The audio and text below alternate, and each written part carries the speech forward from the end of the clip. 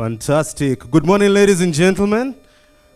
Fantastic. It's good to see each and every one of you. I'd like you to just do me a kind favor. This is the first favor that I'm going to ask from the delegates who are seated here. If you can turn to the person who is seated next to you, give them a nice warm high five and tell them welcome to the MetaMap East Africa Breakfast Summit. Fantastic. You give someone a high five, it's like they owe you money, nice and hard. All right? Good. It's good to see you all here. I'm confident that you've been able to have a cup of tea, cup of coffee. You're feeling warm, relaxed, refreshed, and we are confident that we're going to have a very interactive and engaging session. I'd like to kindly request if we can all rise to our feet, Just want to make sure that the coffee has checked in, the tea has checked in, the glass of water has really checked in. All right? Let me see by a show of hands, how many of us are fans of Lingala? By a show of hands. I love Lingala. Ian, you have no idea where I'm going to be this weekend. It's a Lingala weekend, but remember it's Easter. Let me see that by a show of hands. All right, so if you're really a good fan of Lingala, you'll realize that the big guys like myself are the ones who usually have the soprano, all right? And the smaller guys are the ones who come with the nice baritone. All right? So this is what I want you to do. I hope the people at the far end, you can be able to see me. All right? So this is what I want you to do. I want you to just look at your right shoe and your left shoe. Right and the left. To the right shoe and to the left shoe. All right? Admire yourself. Nice expensive shoes. All right? Left and the right. Okay? And then, this is what I want you to do. If you can be able to see me, I want you to just take 2 steps to the left, all right? This is 1, 2, and then you just do a polite kick. Do not kick your neighbor, all right? I know we have the muffins in the system, but it's just 1 step to the left, kick. And then 1 step, 2 steps to the right, kick. All right? 1, 2, and kick. To the right side, 1, 2, and kick. And finally, because you're all successful business people in the tech space and successful entrepreneurs, you have like a tray and array of blessings, all right? And you're holding it here, all right? So just hold your tray like this. And then I want you to take it round to third one. You just kick it with your right knee. Let me see you do that. 1, 2, and you kick it with your right knee. Fantastic. This is best done with music, and I'd like to request our technical director if you can be able to give us that song, and then we can be able to get it started. All right? Thank you very much. So we've got it. Let's get a little bit of volume. All right. Let's.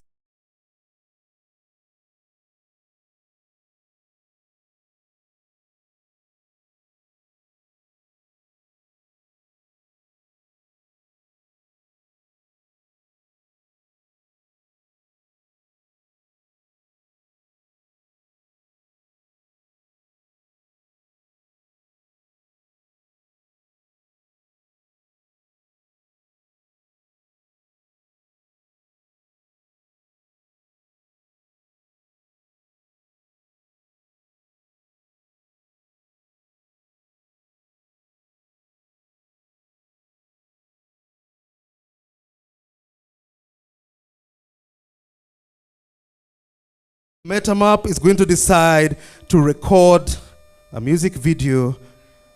I'm confident that they will be able to reach out to you. All right, fantastic, ladies and gentlemen. Thank you so much and welcome. Thank you for being here. To the ones on the floor, we appreciate you. And thank you for making time. To our online viewers, thank you so much for logging in. We are glad to be connecting with you here. Ladies and gentlemen, to enable you to operate seamlessly in the new borderless economy, to build a more holistic understanding of customers, to unlocking borderless growth to bring customizable trust workflows that empower service providers to reach our customers, to compliance, hats off to that, to infrastructure, hats off to that, to trust, hats off to that, to merits, and to borderless growth. welcome once again to the MetaMap East Africa Breakfast Summit, where we're going to be discussing about unlocking borderless growth. High five the person seated next to you and tell them we are unlocking borderless growth. Right, fantastic. Our first speaker, I have the honor and the privilege of inviting. She works for a digital identity and reputation company, unlocking borderless growth for business in emerging markets. She helps business build successful revenue teams and scale SaaS products across Africa. She has a Bachelor of Arts in Mass Communication from the University of Nigeria, Nsukka, and also a PGD in Digital Business from Emeritus Institute of Management. She is a multiple award-winning professional with extensive experience in sales, business development, fintech, SaaS, and most recently, GTM Africa. Her career has spanned over a decade with blue-chip companies such as GlaxoSmithKline, Consumer Nigeria PLC, Philip Morris International, InterSwitch, and most recently, MetaMap.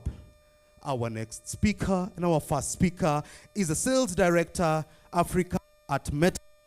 She is hands-on, strategic, a leader par excellence, and a business development strategist extraordinaire. Ladies and gentlemen, help me appreciate with a warm round of applause Oguchukwu Onwuzurike as she comes to open the floor for us. Thank you and welcome.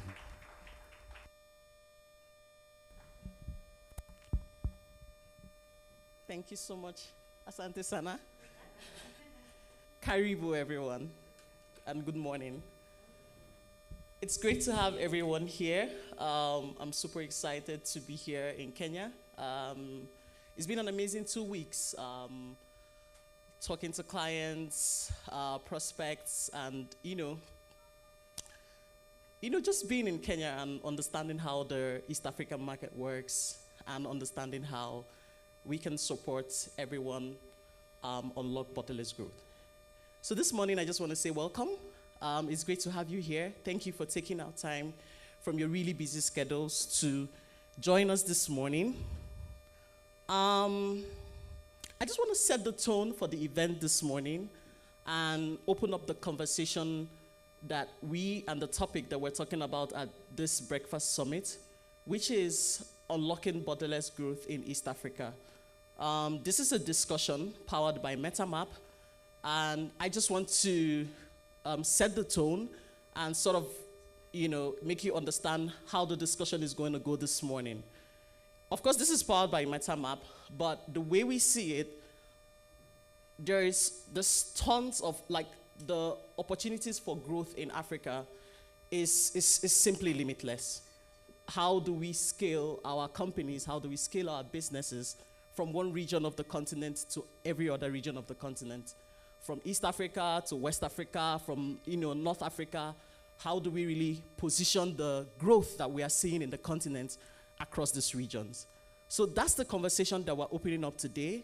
What's infrastructure do we actually need to leverage the successes that we have seen across the region, both in fintech, in neobanking, in remittances, in insurance, in traditional banking, just as we see it.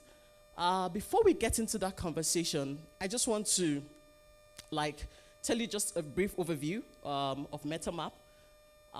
We're a San Francisco-based company focused on identity, verification, trust infrastructure, reputation, and building trust across borders. We operate, of course, with over 400 companies, and we are totally obsessed with trust infrastructure, trust growth, and borderless growth. Now, there are a few things that stand out about MetaMap. If there is a mission that we have in the world, what we are totally obsessed about is allowing people to be recognized for their merits and be discovered and navigate to each other. Now, this is something that is really personal to me because as Africans, There are lots of merits that we have as individuals, but these are not recognized by our traditional data sets. These are not recognized by traditional institutions. These are not recognized by institutionalized practices, as it were, today. We have the highest number of people that are excluded in unbanked and underbanked services because they do not belong to the traditional data sets. Now, the conversation that we're opening up today is that every single one of us sitting in this room, every single one of us as Africans, and this is what we believe at MetaMap, every single one has a merit.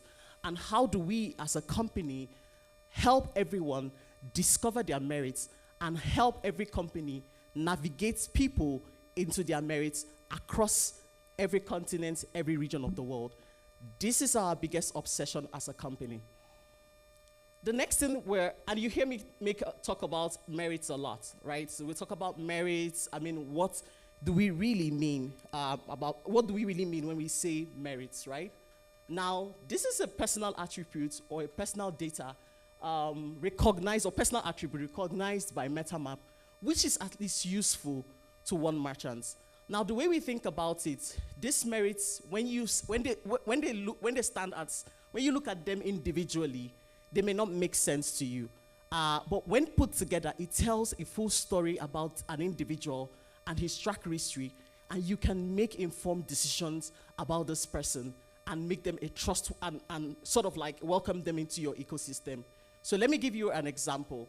So for example, we have people who, like a young chap who probably works at Google, for example. He's had very great work history. He's kept a job since he was 21. He's paid his rent since he was, 20? He's been living on his own. If you put if you put them aside and look at this individual, it may not make sense to you, and you cannot come together and make a trustworthy decision on this person. But when all these personal attributes are put together, is this person on a watch list, and all that information, put it together, can give you a proper view of this person, and that is what we call and recognize as a merit. Now, the final thing about MetaMap, and as we uncover the conversation and go into the conversation this morning, is we are truly, truly obsessed with borderless growth. We are obsessed with helping companies scale across Africa. We are obsessed with growing people across regions, people being recognized for their merits.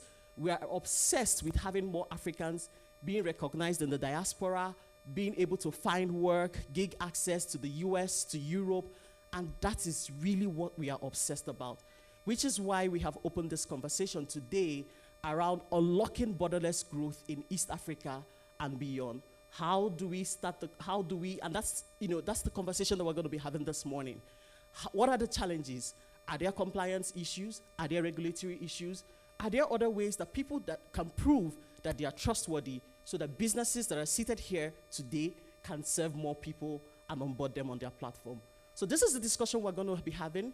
Right after me, we'll be talking to the CEO of Eversend, who has successfully built a business scaling across the entire East Africa. We're going to have George Ikwa, who is also going to come in and talk about the challenges in the microeconomic space in East Africa and how that can be surmounted, leveraging trust infrastructure such as MetaMap. The third person we're going to have is Pierre, who is our global head of strategy, who's going to give us an international perspective, how other regions have done this, and how businesses have been able to scale across other regions, and lessons for us here in East Africa. We're going to have a panel. We're also going to hear from the likes of Kuda Bank, who have also successfully done this in West Africa. And then we're going to have a panel, take questions around the issues, the problems of unlocking borderless growth. How do we scale businesses in East Africa, not just in Kenya, not just in Uganda, not just in Zimbabwe? How is Tanzania? How about Nigeria, Ghana? Wherever it is you want to go, what are the issues? So that's the conversation we're having this morning. Thank you for your time. It's good to have you here.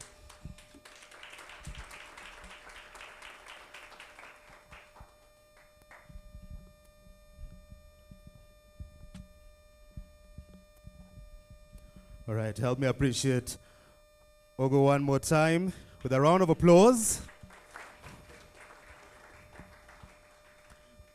I like what you said about the obsession to make sure that companies are being recognized beyond their current borders, over and above, and over and beyond. All right, fantastic. So thank you so much for that.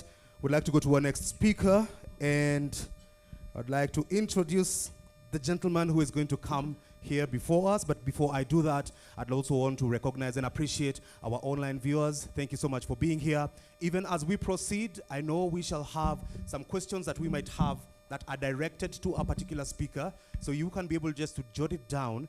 And at the end of this, we're going to have a panel discussion where we're going to address each and every question that goes to the fellow delegates that are here on the floor and also to our online viewers. We shall be able to get that from you, and then now we can be able to collectively have a discussion on the same. All right, fantastic.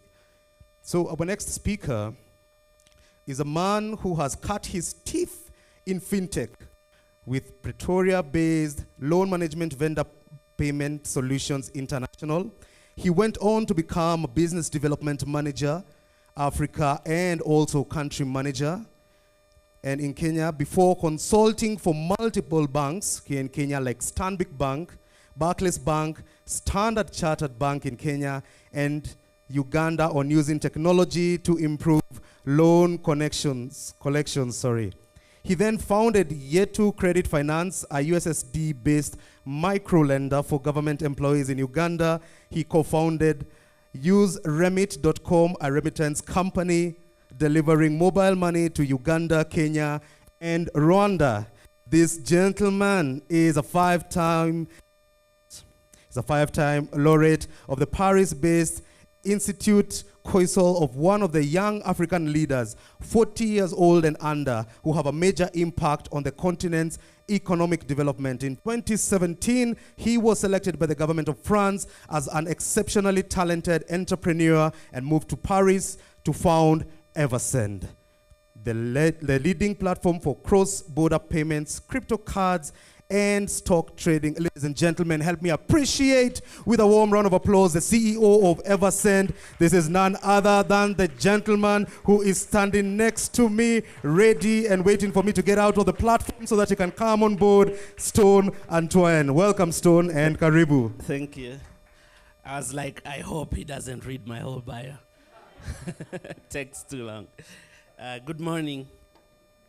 Yeah. I don't know if I need to say anything now, since the gentleman has pretty much told my whole story. But I'm happy to be here this morning. Sorry, I'm a little bit tired. I came in last night and I haven't had enough sleep. Yeah, but my name is Stone Atwine. I'm the CEO of Eversend, and I do have a long story in African fintech. I've lived here in Nairobi for 2 years before, so I know all the pubs, all the barmen on Ngong Road. They know me really well. Yeah, so I was here building a business in the payroll space before, and now I'm building Eversend. So Eversend really is, I like this morning that you guys were talking about being borderless. Because what we try to do is to build borderless financial services for Africans pretty much who need any cross-border financial services. We provide a one-stop shop for money transfer across different African countries. We provide virtual cards. We provide multi-currency wallets. So within Eversend, you can hold different currencies in Kenya shillings, Uganda shillings, US dollars, euros. And we are working on stock trading. We do have a crypto product that we haven't rolled out here in Kenya. Most of you know why. Yeah, but so that's pretty much the Eversend story. But while building Eversend, one of the things that happened was that we had to build a lot of infrastructure. And because of that, like plug into all the different players in different countries, in Nigeria, in Kenya, in Ghana, in Uganda. And so we built a lot of APIs And because of that, now we also have a B2B business. So I wanted to plug that here in case there are fintechs that are looking to scale across the continent.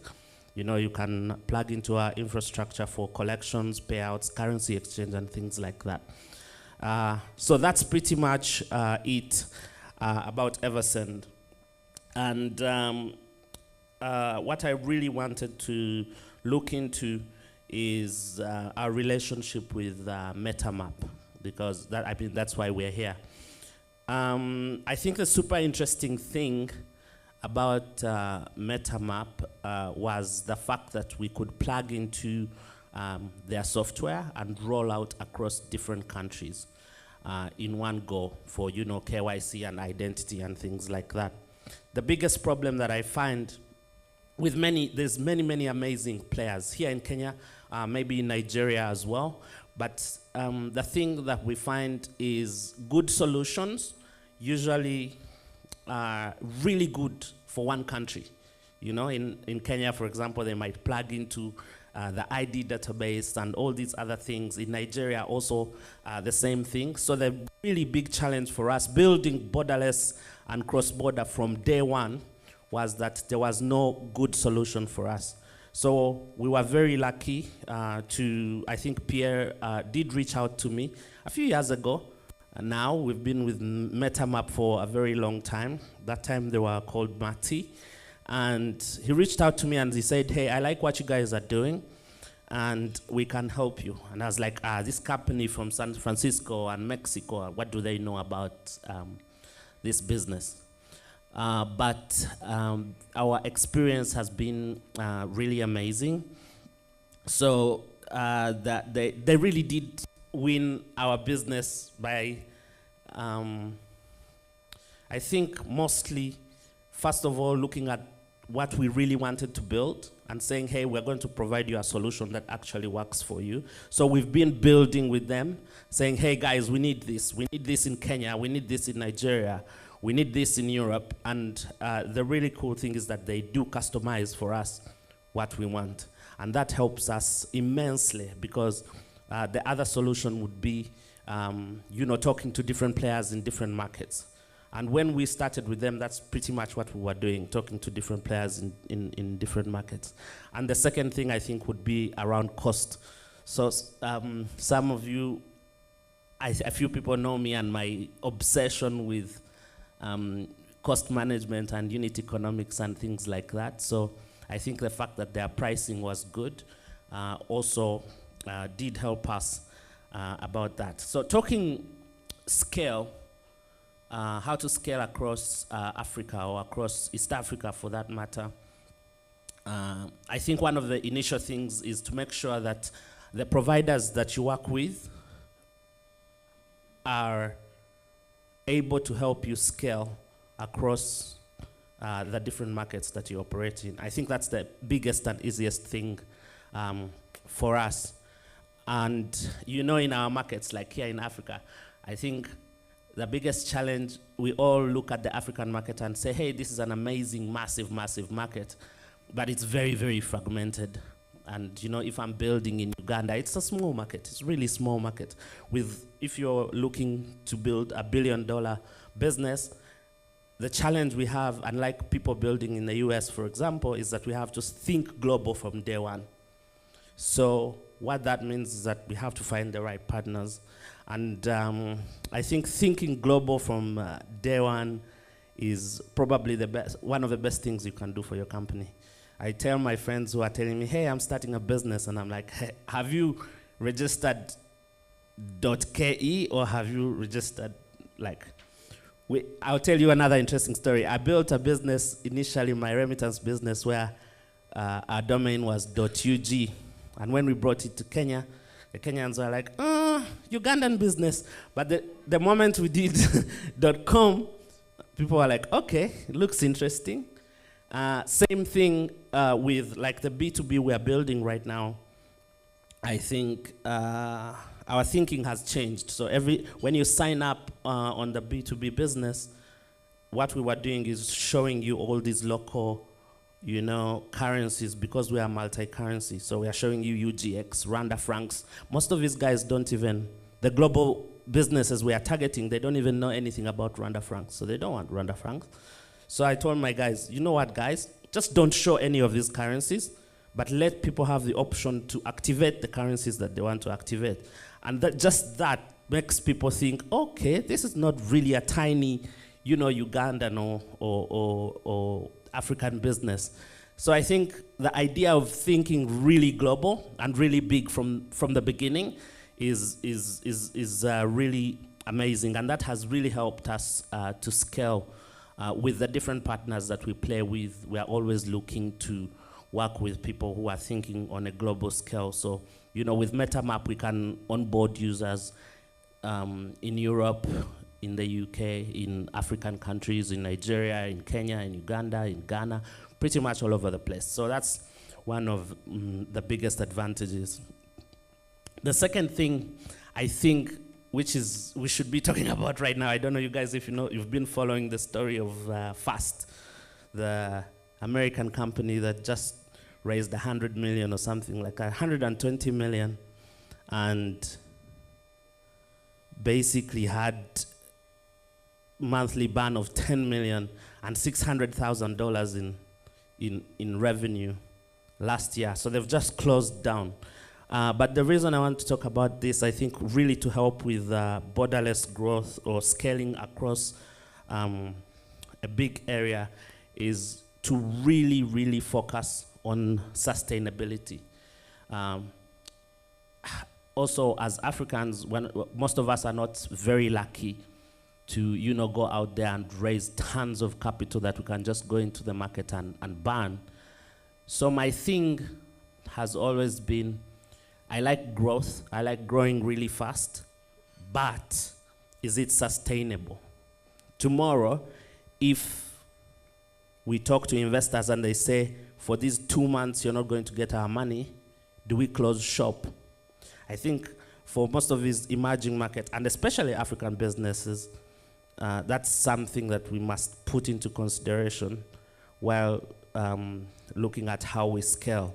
So this blitz scaling, I like to call it blitz failing, because a lot of companies come with that mindset into our markets, and they scale by losing money. If you're losing 50 cents of a dollar on every user every month, and you have 100,000 users, that's, forgive my math, maybe 5,000. But if you make it 1 million users and then 2 million users, but you're still losing that money because you have VC cash that you're burning, I think you're in trouble. And now those harsh times have come, because now VCs are actually starting to say no to those stories. And I was telling Pierre this morning that I'm kind of happy that we didn't raise the money we wanted to raise last year, because we would now be going into a down round. And the reason for that is really sustainability and a massive, maniacal focus on unit economics.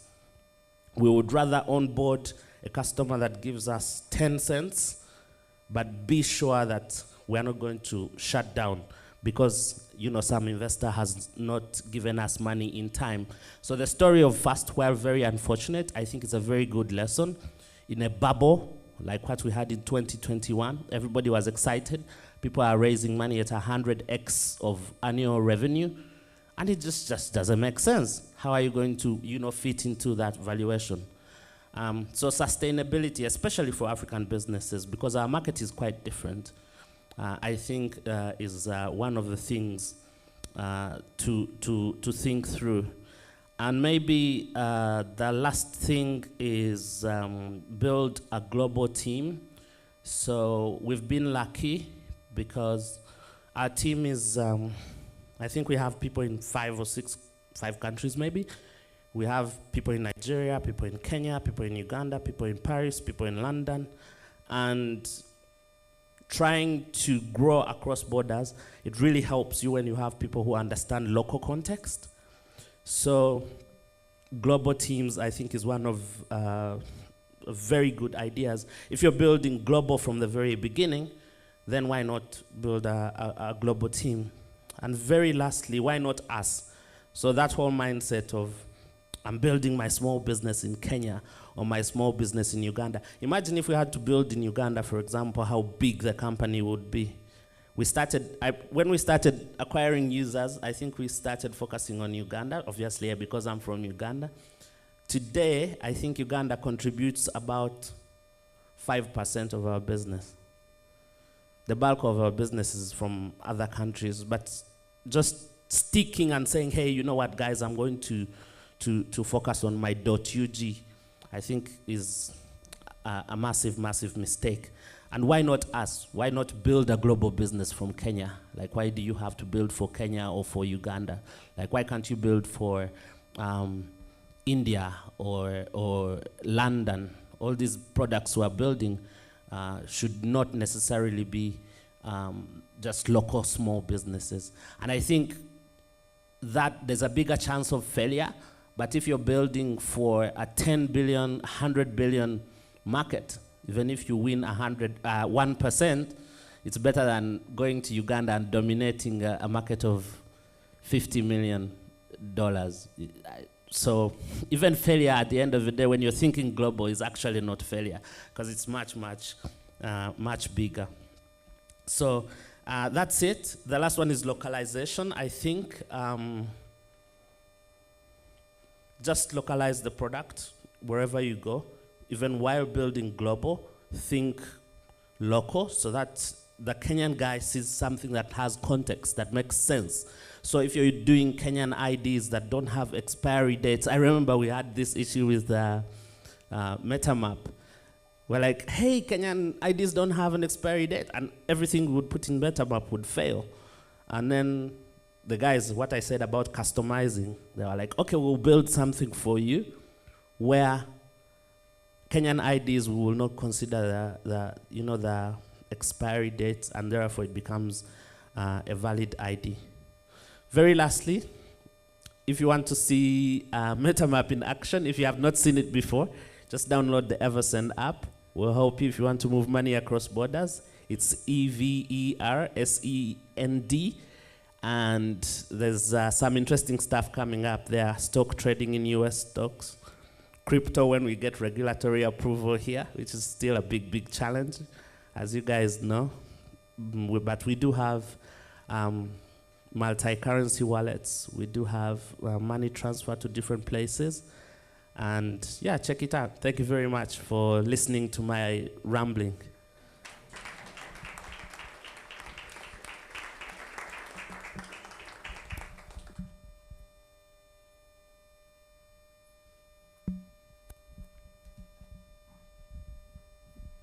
All right, help me appreciate Stone one more time. Thank you so much. We'll definitely take up that challenge, and we will see how it proceeds from there. All right, fantastic. So thank you so much for being engaged. I would like to encourage you, if you can just continue keeping your questions also directed to the speaker, all right? So just jot down your questions. We're going to make sure that we're going to address it at the end of this particular session. For our online viewers, make sure you can drop your questions on the chat that is there on that particular platform, so that we can be able to collectively review the same. All right. Fantastic. Are we okay? We're good? Getting engaged? Fantastic. So I'd like to invite and introduce the next speaker. This is a man who has a key focus when it comes to business analysis, strategy, online business creation, web technologies, sale automation, sale training, and brand creation, and also social media activation. One thing that you need to really know as a key focus for this particular individual is that he is a crypto enthusiast, and this is a man who loves to play golf. So I'm confident that he's able to come to the front and tee off this particular next conversation. He is the Global Director Strategy, Borderless at MetaMap. This is none other than Pierre Antoine. Help me appreciate Pierre as he comes to take over the next conversation. We're looking forward to having you. Thank you so much for making time. Help me appreciate him until he gets to the platform. Fadali, thank you so much. Welcome, Pierre. Thank you. Oh, wow. It's a long way, so you have to clap for a long time. Sorry about that, guys. I'm not sure that was my bio, but that's fine. Didn't necessarily recognize myself fully, or maybe you were doing me too much honor. First of all, I want to thank everyone for coming here. Really appreciate it. It's my second time in Kenya. I live in Mexico, so it's basically a 30-hour journey to come all the way here. But I don't regret it. It's the second time on the continent for me in a couple months at this point. What I can always say is I always feel very welcome, always feel at home. And that's mostly because of the people that I get to meet on these travels. I met some of the people in the room over the week. I've been here since, I think I landed on Thursday. And so, really, really appreciate this. And that's also why, for me, it's so important to have the chance to work with people who are on the ground in the African continent. That's why I joined MetaMap 2.5 years ago, because the mission is really,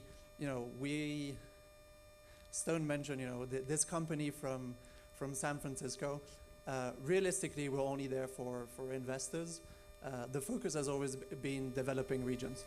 That's what's passionate. That's what I'm passionate about.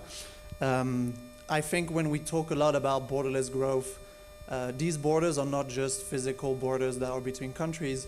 They're also like borders that you can't see, right?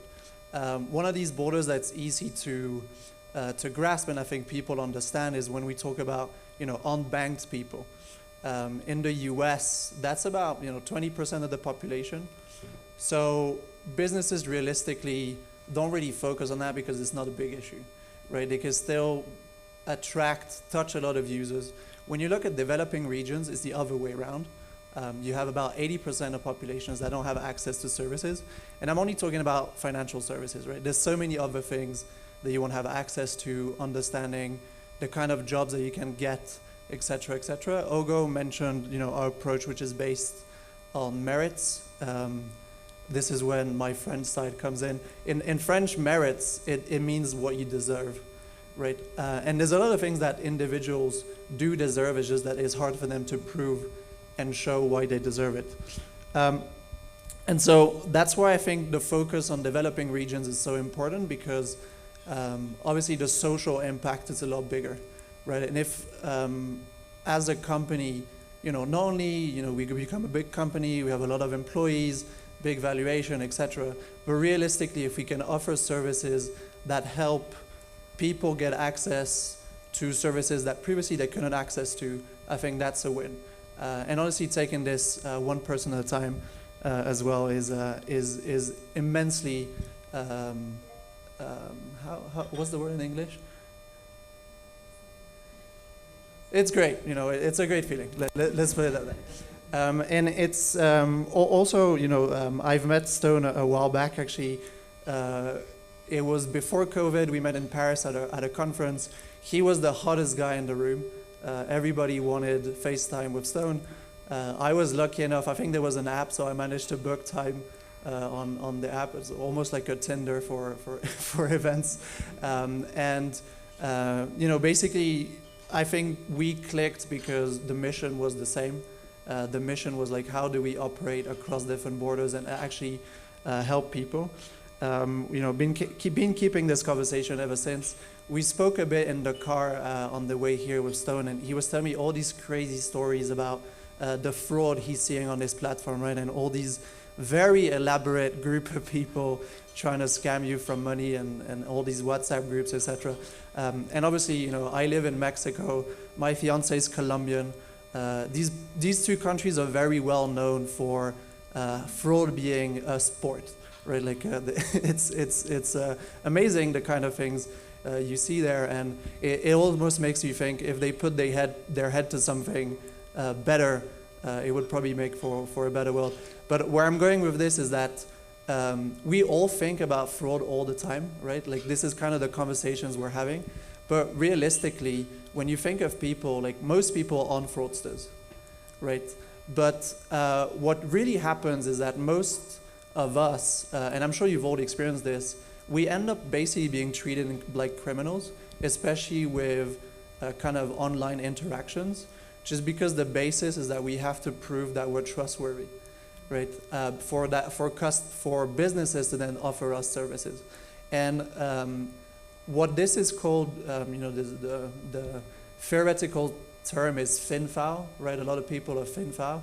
The logic behind it is that your file is thin, so you don't have a lot of things to prove that you're trustworthy. In reality, no one's thin-file, right? It's just that there's no way to show your file online. And so I think especially when you're looking at developing regions, there's a lot of people that could take a loan at, realistically, but if you only look at the credit score, that's not going to help you a lot, right? I think I heard in Kenya, basically everyone has a bad credit score, even if you didn't pay back, because if you didn't pay back a $5 loan or whatever it was. That's a reality across borders. But realistically, you probably own a car, right? You probably have land.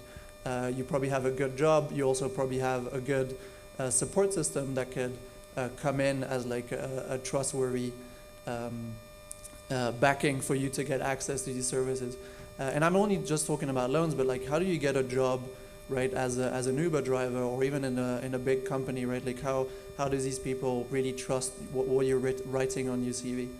A good way I always describe this is, and I'm sure you guys have these experiences, when you get introduced to someone by a third party, you typically always have an open conversation because you were introduced by that person, and that acts as a trust gateway, right? I think what we're trying to do at MetaMap is to duplicate that trust gateway in the digital world and have this also across borders. Because obviously, I have a friend in Kenya, he'll introduce me to people in Kenya, right? But what about that friend in Uganda? What about that friend in Mexico? What about that friend in Singapore? I think that's what we're trying to do as a company, and I think we're succeeding. I think if you look at the companies we work with right now, we have enabled them to launch in new countries, new regions, open new business lines. One example that comes to mind is we work with a bunch of traditional lenders in LATAM, so Latin America, starting operations, giving out microloans, enabling them to open that to giving house loan, car loans, because we enable them to understand more than just the credit score, right? It's like, what's your pay slip? Do you own a car? Do you have a driving license? Do you have a history of having accidents? And that's just within a country. And then how do you expand to Colombia? How do you expand to Africa? How do you expand to Southeast Asia? But I think ultimately, there is a discrepancy between what we as companies understand of what we need from our customers to work with them. And very often we forget that trust goes both ways, right? So it's not just about understanding who your customer is, it's also making sure your customer trusts you as a company. Hopefully, one step at a time, we'll get there and we'll be able to offer these services to everyone. Defragment a world that's really not fragmented. I think, Stone, you mentioned that information is very fragmented. That's true, but the information is there, right? And so how do we unlock this for everyone to have access to these services? I think ultimately is what I'm personally passionate about. I think the person that presented me earlier said I was a crypto enthusiast. That's why I came into crypto, because I believe that was something that everyone could get access to. That's also why crypto is failing, because they are still following kind of old ways of doing things and treating people, again, basically like criminals until they're able to prove otherwise. So I think that's, I've taken about 10, 15 minutes of your time at this point. So I'm going to leave it at that and take questions later on. But thank you so much again for having me. Thank you for the World Memcon as always. And hopefully Ogo will ask me to come again to Kenya in a couple of weeks to visit this beautiful country again. Thank you, everyone.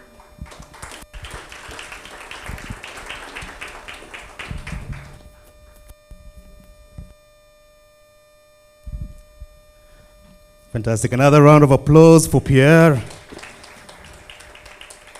Thank you very much. Would like to just also kindly remind you that you can be able to jot down your questions. I know we have people who are seated eager at the edge of their seats, the likes of data scientists like Timothy Oriedo, the likes of heads of digital like Daniel Madara, who are waiting for an opportunity to just come and throw in the questions to our particular speakers. So thank you so much to our online viewers. Thank you for being engaged. We highly appreciate each and every one of you. All right, so our next speaker, he currently leads product and partnerships at Kuda, Nigeria's first digital-only bank licensed by the Central Bank of Nigeria. He also co-founded and drives product strategy at Festival Coins, a micro-traction-backed event technology startup that helps event organizers improve event efficiency, increase on-site revenue, create greater ROI for sponsors, and implement richer experiences for attendees. He is, as I have said, the current head retail products and partnerships at Kuda. This is none other than Nosa Oyegun. Help me appreciate Nosa Oyegun. And one thing, help me appreciate him with a round of applause once again. The beautiful thing about this post-pandemic era is that we can be able to host hybrid events, and we have the honor and privilege of just hearing live from Nigeria as Nosa comes and plugs in and guides us this. So I believe he is watching us here now live, and over to him as he takes over the next session. A round of applause once again. Thank you so much, Nosa. My name is Nosa Oyegun. I lead our retail banking product teams at Kuda. So Kuda is a digital-only financial services provider. Our aim is to bring affordable and accessible banking to Africans in Africa and Africans in the diaspora. So, I mean, from our findings, well, before we started, we discovered for most Africans, financial services are either expensive or inaccessible or both. So starting out with Nigeria, we built out a digital-only bank in Nigeria, licensed bank, and we tackled the accessibility challenge by making everything all from the app. Everything is all onboarded from the app, the signing up, KYC, all of that. You don't need to go into any physical location. Then the second thing we went out was pricing. So in Nigeria, because bank fees, either from moving money or maintenance fees or card fees, are a bit on the high side. So we tackled that by going for like a low cost model. We give you 25 free bank transfers to other banks. We don't charge a card maintenance fee. Your card's free. There's no account maintenance fee, whatnot. We've also put aside the cost barriers to banking for Nigerians in Nigeria. I'd say our biggest challenges, our biggest barriers have been, at the start, there was really nothing like what we were trying to do. A lot of bank onboarding took place at the branch, or if you're an HNI, you have like a relationship manager come see you. But there was always like physical interaction, and we wanted to take out that physical interaction and make it all digital, so we could scale it out. So first, there was the lack of trust. There's still the lack of trust, give or take, from people who don't quite understand how it is we do it. Then second thing was like the technology barriers. So basically if I want to know who a person is, and I want to be sure that who the person is, who they say they are, I need to be able to verify with like ID databases. At the time we started, the ID databases were still very much in their infancy in a way. They already existed for the banks, but it was more like a VPN connection to the database directly. Like they didn't have like any APIs or anything. So we came in at a time where new IDMV providers were trying to like make hay in the Nigerian market, and they're trying to abstract the complexity of those like traditional connections into like APIs and that we could like plug into. So we rode on that and took advantage of that. That's one of the first big boosts for our digital onboarding process. So right now we do multiple levels. We do standard tiered KYC as prescribed by the CBN in Nigeria. But what we do is first we, like the ID document that you provide us, we first check if it's a real ID document, i.e. exists in the database and belongs to somebody. Then we check if the ID document belongs to you, the person that's trying to submit it. So we do some facial comparisons, some OCR tech in there to compare the information provided by you and the information in the ID databases and the information on the ID document itself. So I think with MetaMap, we have a bit more flexibility. We can swap out or tweak our flows as time goes by, because it's not just, there's the compliance angle to onboarding, but there's also the growth angle to onboarding. So you have to like optimize your funnel, see where people are dropping off, switch things here and there. And I think MetaMap gave us that flexibility to play around with things without having to break our code or go into, what's it called, or make like core code changes. We could just do it from like a no code dashboard, and we can just flip around and pick what checks people do at what times and whatnot. So they gave us flexibility. Yeah, so as I said, our mission is to provide affordable financial services to Africans in Africa and Africans in diaspora. So this year we are ramping up our expansion efforts. We've seen product market fit in Nigeria. We know what works here, and it's now time to expand to other African countries. So there are a couple of East African countries that we've already started doing like early work on.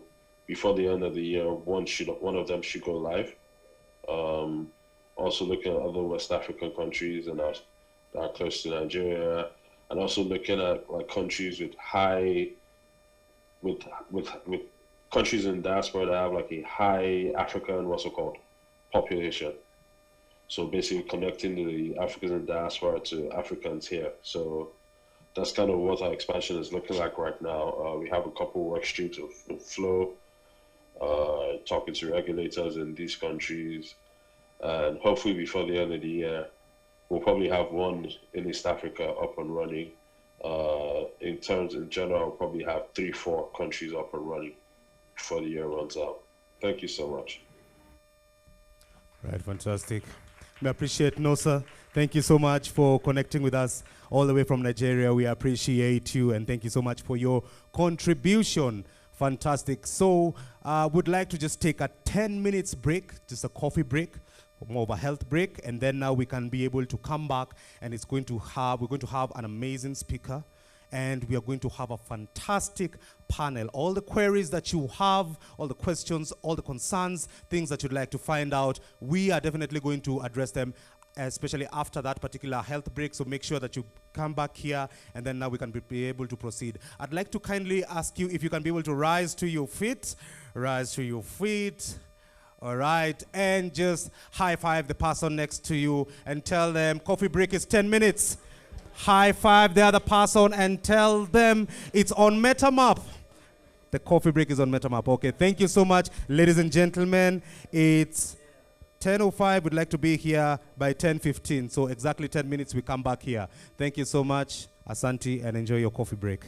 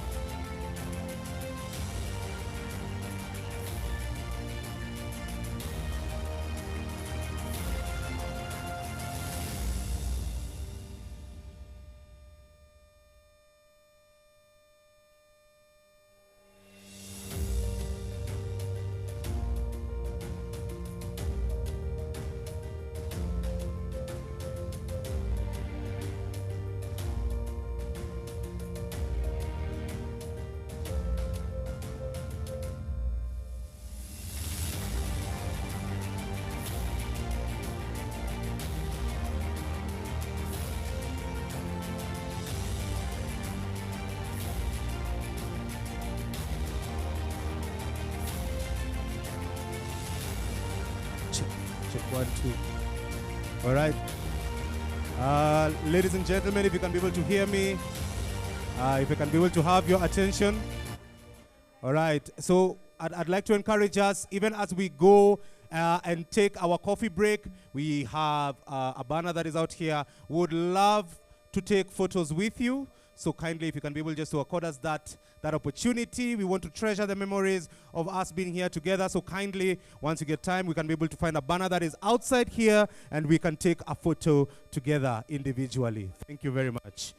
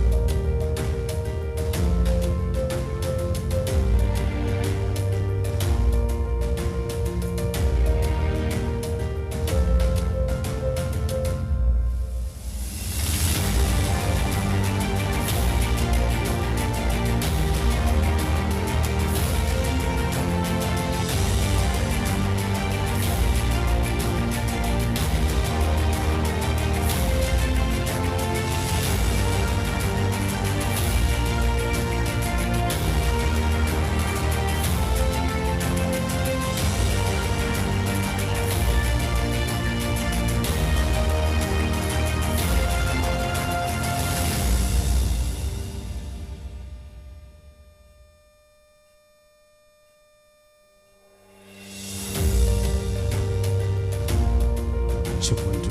Fantastic. All right, welcome back, ladies and gentlemen. If we can kindly have our seats, kindly have your seat so that we can be able to proceed.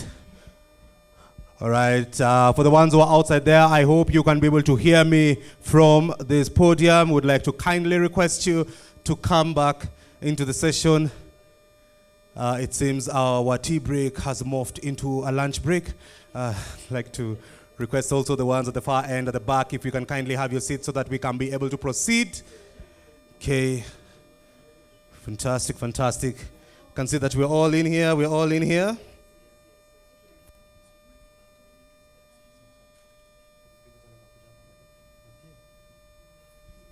Good.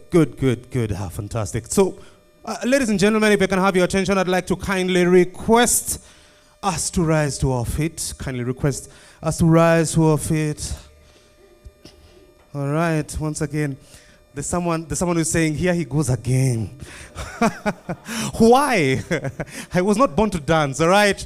So this is the thing. I'd like us to, you know, when you listen to good music and you feel it to the shoulders, and you feel it to the shoulders, and one of the things that you realize is that your leg is just going one knee to the front, to the back, and you just go like this, like a bounce. Let me see if you can be able to do it. There, there, bouncing. And then, you know, the thing about dancing is that you might not be a good dancer. It's all in the facial expression. Okay?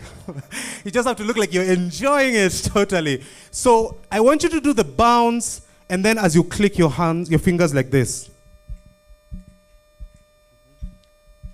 Some of the ladies will be tempted to look on the side like this. Who is that looking at me? All right? Then you will go forward, up, forward, up, forward, up. As simple as that. And finally, we want to lay down the MetaMap Borderless Growth Information and Awareness. So we are going to take it from the bottom, bring it up, and take it there with both your hands to the bottom and bring it up. And you know, when you bring it up, you bring it with a little bit of praise and, you know, glamour and all that. So your fingers are doing this, all right? So you're taking it from down here. Then you put it in there. Then you take it down again. Then you put it in there. If your knees do not connect, let your smile be there for the photos, because we don't want to end up getting photos where you're there and you're straining. What is it doing? All right? Just smile. Just enjoy it, all right? Mr. Director, if you can be able to use that song, it's best done with some music. Check 1, 2. And if our director has gone to grab his cup of tea, or he's actually there. All right, so just a bit of a recap. It's with the knees. All right.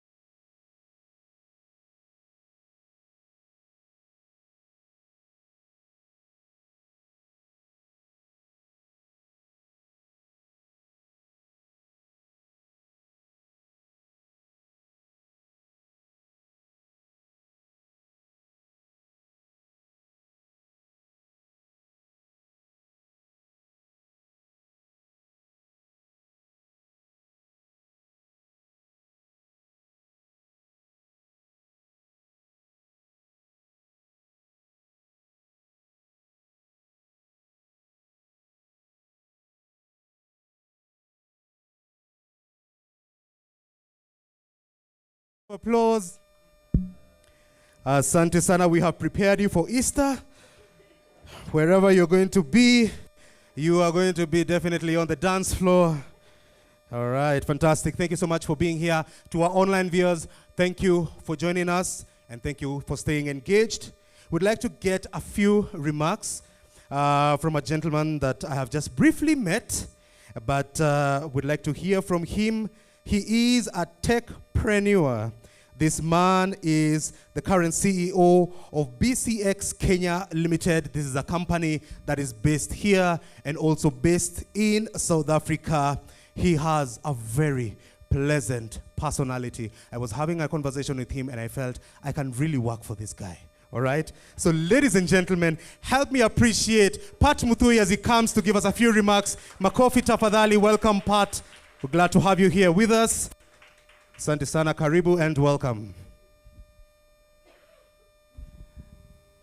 Good morning. So I didn't know that at break time, I would be requested to come and make some remarks. So you can imagine I'm incredibly unprepared, but I'm going to give it a try. Can you hear me? My voice tends to be a bit lower. Okay. So I'm not going to go. You can check on LinkedIn, and this gentleman has done a fine job to summarize it. But to keep in with what our conversation here is I think this is about growth and expansion, but it is, in fact, more than that. It's about trust and the trust economy. So I would like just to share a few experiences, personal experiences that I've had in my career. It's not that elaborate, but at least I have some ideas that I'll be able to share with you today. So one time, our business has been very good at developing APIs. We've done it for some of the large organizations in Kenya and other places. And one time I was asked to define API to, I was speaking to some ladies who are in catering, okay? And it was all about some motivational things and how technology can impact a catering environment. And I kept using acronyms, as we all do, to confuse everyone. So a young girl asked me, what's an API? And I was unable to describe it in a way that she could understand. And I gave an example of a restaurant. She could relate with that. And there's a customer, and the customer has a request, has come to eat, obviously. So what does the customer need to do is to see the menu. Sees the menu and sees what they like, and they place an order. And this lady then translates that order back to the customer in a way that she understands it and that makes sure the customer understands it, walks back to the kitchen and places the order, and then later brings back whatever the customer wants, and the customer confirms that they're happy. That is API. Okay. Yeah. So sometimes it's important that we can describe some of these things. So what's a trust economy in my opinion? I think as the world moves on, long time we used to develop trust between people, one-on-one trust, 1 to 2, 1 to 3, 1 to many. And it became so much amorphous now in the digital world that interaction, which used to derive trust, because trust is something that you give and you receive, and the quality of trust is what matters. It's how much I feel confident and comfortable in what I'm sharing with you about my personal self. So it has two components in my view, okay? One is, I need to trust you, and the second thing is I need you to understand that it's privileged information and that it belongs to me, okay? So I think those are the foundations of this trust economy, that in a world where you're interacting on a daily basis, on a digital world, either directly or indirectly, where your machine is actually now interacting elsewhere, that there is a sense of trust, okay? And at the same time, on the other person that's been given the trust, that what they can give back is the respect that information belongs to that person, and that you've got to respect it, and you've got to request their permission at some cases before you can utilize it, okay? So those two components are very important. Now, in a fast digital world where your image, your personality is actually a virtual thing, it's a series of records, okay? How do you contain this so that we can, I was telling Dr. Mwangi today that what has happened with one of the insurance companies, will not mention, that's gone down, it's brought some level of mistrust of the consumer community to the insurance industry. So if you have the twin peaks, where you have on one level trust that you have with your ecosystem, and the other side, the regulation that actually controls this to make sure that you're operating within the right boundaries. If the trust level goes down here, regulation tends to go up. So the regulator says, we need to regulate these guys more. What does regulation do to us in business? It increases the cost, which we charge back to the consumer. So how do we develop that level of trust in that place? And this is where MetaMap is doing an incredible job about it. In my past experience, I used to also, in many other things, I've worked in South Africa for 25 years or more. Now you know my age. And I was asked by a big business South Africa to represent them in the Credit Act around 2006. And it landed me as the chairman of the Direct Marketing Association of South Africa for a period of 5 years. And that didn't mean much, but the thing is about, the one thing I learned most is that when you say that these are our clients, and another bank says these are our clients, and you find that the client is multi-banked, and then you say, no, their transactional account is with us. So, so they have an account with us, so they just maybe buy 1 or 2 products from you, but that means that this client is ours. Then came the concept of embedded value. You count the lifetime value, the discounted cash flows of the current, all the aggregate of the products that they have, and you say our embedded value of this customer is higher than yours, although they transact, so this customer is ours. The reality is that customer belongs to the customer, and that is the direction we're going. We're going to start understanding that that the customer is ever so powerful with what they count as their own asset, which is information about themselves. And for us to progress in business, we have to understand that, and we need a bridge of solutions like this to enable large organizations to do these things seamlessly, whether it is that you're doing KYC, you think you're doing KYC for yourself, but actually you're doing it for the customer, and the customer should have consented or agreed to you doing that, and for any product or knowledge that you need to do, whether you have an opt-out or don't have an opt-out register or regulation is well done. In terms of expansion into other countries, now, I've also been involved in that, okay? And when I worked for a bank for my sins, but the one thing at that point we struggled is, how do you franchise yourself, your current competencies, your successes into other markets? As those people who studied MBAs and the like, taking an existing product to a new market, those quadrants, a new product to a new market, is it greenfields, is it brownfields, is it a frontier market?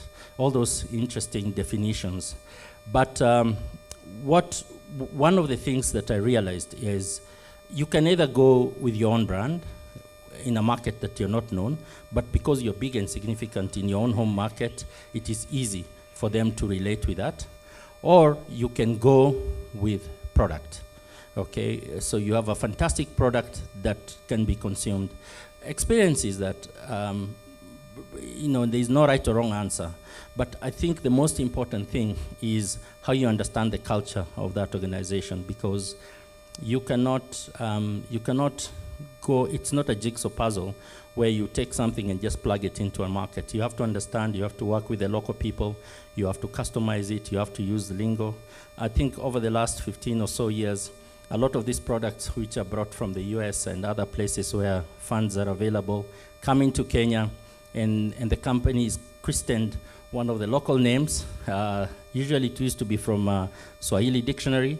Now it's from the street language. Then you brand it so that it's relatable and they can understand what it is that you want.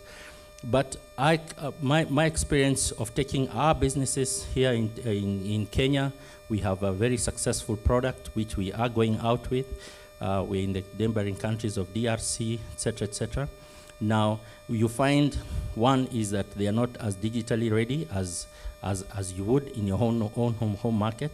You could speak the same language, but the language of transaction is probably French. So you need to know that contracts are in French.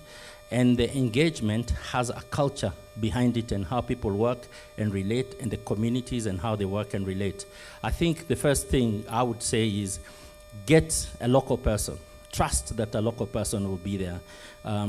I've seen years back, they send a South African guy with the 2 South African, then they find local people, they report back, and the local people are actually not really meaningfully contributing to the growth of that business. Then years later, the local people take it on, and sometimes, and most of the times, it would fly. So it is important that you can have a trust of those people where you go. In any case, what you're selling is trust. So I don't know, I mean, I can go on and on and on, but I thought, since I was ambushed by Ogo and Tyrus, thank you so much. And if there are any questions, happy to take, but I thought I'd share those ideas with you. Thank you so much.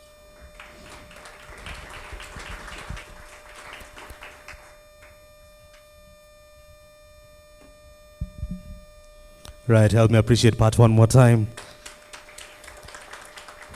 Thank you, Pat, for sharing your ideas. We appreciate you. And thank you for allowing us to ambush you. It was not more of an ambush, but we definitely wanted to get a few remarks from you. Thank you so much, sir.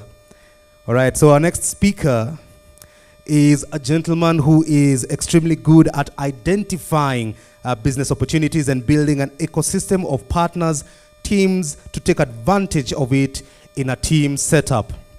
He is particularly good at understanding the East Africa tech/healthcare market and would be extremely resourceful for anyone wanting to penetrate this particular market in terms of new product offering, investing in local startups at either ideation or acceleration phase, and replication of successful models in other markets. Ladies and gentlemen, this is a man who also has a master's in biology, something close to that. He started off in healthcare and he transitioned into tech.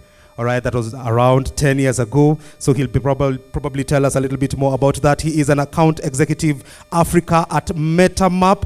Ladies and gentlemen, help me appreciate the transitional man, Tyrus Wanyoike. Makofi tafadhali. Thank you so much, Tyrus. You'll tell us a little bit more about that masters, and over to you. Thank you. Thank you, Ian. Thank you, Ian. I think sometimes, Ian, you're able to pop up the intro in a way that you can't recognize yourself. So, ladies and gentlemen, thank you very much. It's a great honor to be in your presence, and primarily for you guys being able to grace this occasion with MetaMap. My humble duty today is to take the conversation from now our vision, what we're trying to do in this particular market, and to give you a snapshot of what MetaMap is from a technical point of view, and I pray it will not be a boring kind of a conversation.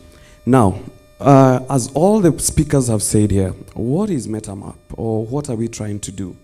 And the whole idea here is that we want to allow organizations to be able to transit borders, do business, interact with other businesses, interact with other individuals in a way that trust is created. Now, the way MetaMap works, it's an API kind of a platform. So it does not matter what stage of development your application is. Let's say you already have a live application which is already being consumed by your users. It's either a mobile app, it's an online platform. You engage in your users locally, abroad, and whatever jurisdictions that you're looking at. MetaMap, we will be able to have a conversation with you in a way that we are able to know where do we fit in. Now, in a nutshell, so once you sign up to MetaMap, first thing that you get is a dashboard. Now, this dashboard, we usually refer to it as a canvas.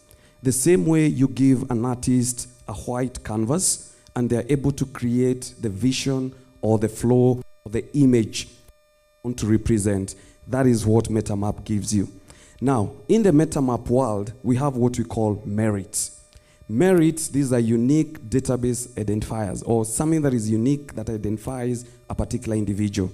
Now, in this particular dashboard, you are able to paint a workflow. I'll give an example. Like now, I'll show just a small example about account opening. So you are an organization. It can be a banking institution, an insurance company, an e-health application. You want to onboard your users. Now, onboarding your users involves creation of an account. So once you get your dashboard or your canvas, you have merits that are on your left, just under the account opening 18 and above. Now, what do I want to do here? The first thing I want to do here is what we call document verification. Now, document verification is simply being able to identify uniquely, or what we call legal documents that identify you as an individual. This legal document can be an ID card, it can be a passport, it can be a driver's license, or any other government-issued document that uniquely identifies you. Now, what do we do with document verification? We are able to read or extract details from that particular document. So if it's an ID, we'll be able to extract all the information in that ID. We request the user to scan the front and the back of the ID or the bio page of the passport. All that data is extracted. Now, as we extract this data, we also extract the image that is contained in that particular ID or passport. And I'll come and explain that. Then we also do checks. So what we have, there is something that we call template matching. We have more than 200 templates of uniquely identifiable documents or IDs or passports across the world. What does that mean? That you're onboarding a user from Southern Sudan or you're onboarding a user from Mexico, they present to you their uniquely identifiable documents. We will be able to tell you that this particular ID from Southern Sudan or Mexico, is it legit, based on the security features that are based or encrypted into that particular document. We'll also be able to tell you if it's a passport. Is it a valid passport? Maybe you want guys who are uploading to, maybe the passport should be within 2 years of expiry or something like that. And so many other parameters that we check when we are onboarding or when we pick that particular document. Now, then the next move will be what we call biometric verification.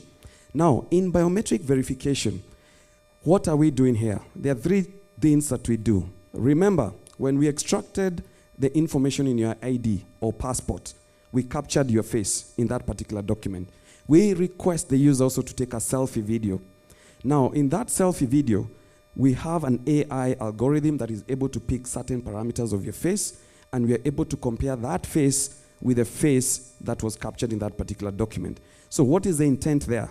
Is that we want to prove that the person who is doing that particular transaction actually owns that particular document. So that is something we call face match. So our face match application also has 3 other functionalities. So A, you compare my selfie with the image in the document, the legal document. That's number 1. Number 2, we can also compare the selfie image with a return that is coming from the government database. Like I'll give an example, Kenya, IPRS. If you call IPRS, it also returns your image that is contained in the database, although the database is not very comprehensive. But you also have other databases, let's say the US Social Security, we have Nigerian BVN and all that. So we compare the selfie image with that image that is returning from that particular government database. Now, what we are confirming is that the person transacting is still the same guy who is registered in that particular government database. The third use of the face match is that we are also able to compare the selfie that you have taken with an image stored in your database. Assume you're a bank. When somebody was opening their bank account, their photo of them was taken. You have stored that particular photo in your database. We are able to do that confirmation. And that is what you have in face match. Over and above that, the other merits that we combine to be able to uniquely say that this is Tyra, or this is Jane, or this is Steve, who is doing this particular transaction. We also do IP checks. So you might have an application that is restricted to a certain region or to certain IP addresses, or you want to geo-lock that particular application to a particular region or to particular IP addresses. We are able to do that during onboarding or during transaction verification. We are also able to check if it's a VPN login or proxy login, and a couple of other things around the IP checks. Custom inputs. So you don't want your users to take photos. You want them maybe to just put in the ID number, or maybe just to put in the passport number, and then we hit the government database and extract the rest of the information. So we do that. And also maybe as I talk about custom inputs and government checks, currently the MetaMap platform is connected to more than 40 government databases across the world. What that means is that you can be able to verify users from these 40 countries directly from their government databases, over and above the 200 plus template matching of uniquely identifiable government documents across the board. Then we have what you call anti-money laundering or AML checks. Now, remember, all these things I'm defining, we give them through one single API connection to your platform. So you don't need to have an IPRS check connection to the government database. You have an OTP kind of verification, or you have all these particular parameters connecting now to your application. We only give you one API connection, then we call all the rest of these things I'm about to discuss. AML. Now, AML, we have two types of AMLs. We have what we call the standard AML, where we check from 20 international AML databases, and we also have a premium one that we check from 1,200 databases. Now, this includes even localized databases like Capital Authority, we have our local police, Interpol, and all that. Now, this is part of what we are giving you in terms of the dashboard or the capabilities of this particular platform. Then we have our user access management.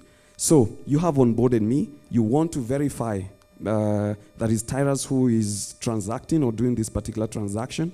We are able to be able to pull all these merits to you in terms of user management. What do I mean? I'm doing a transaction of maybe 100,000 K.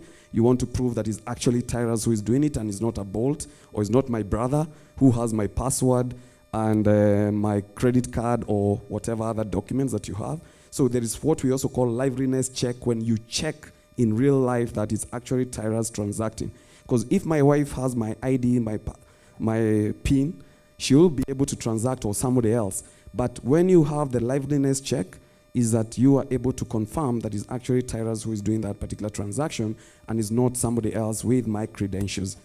Then we have phone checks, that is OTP. We have what we call risk analysis, also in emails. And also another very most important thing I would also want to mention here is what we call custom documents. Now, majority of our focus has been identification of what you call individually identifiable data. But with custom documents, what we allow you is the ability to be able also to capture other documents that you require in your workflow. Assume you're opening a business account. Over and above the uniquely identifiable parameters around Tyrus, you also need to capture documents around my business. You want to capture the single business permit, maybe incorporation certificate, the KRA PIN, maybe it's a hospital, there is maybe the medical board approval, NEMA certificates, all those things. You are able to customize these custom documents into the platform and be able also to select what information you want the system to extract from that particular document. So if somebody has uploaded an incorporation certificate, what do you want to capture? You want to capture what you call maybe the registration number of that particular business and the name of that particular business. Now, and something that is also coming now into this particular market, especially in Kenya in this quarter, is what we call BRS or KYB. What is KYB? Over and above identifying me as Tyrus, we'll also be able now to give you information around a business. Where you upload, let's say, an incorporation certificate, we are able to return to you the CL12 kind of details, who are these particular directors, of this particular company, and then you can go a step further and verify those individuals. So this is Tyrus and Steve, who are co-directors of this particular company. So you also want to go a step further and confirm who is Steve, who is Tyrus, are they also associated with any other businesses and all that. That is a capability that is coming into this particular market. So at the end of the day, what we want is to ensure that you have a seamless onboarding experience for your users. And all these things that I'm talking about, you are able to drag and drop them into the workflow. If today you want to do custom inputs, biometrics, government check, and face match, but you have maybe feedback from your users that maybe the biometric verification is taking too long or something like that, you are able to remove it from that particular workflow without having engineering or technical guys going into the code trying and configuring this.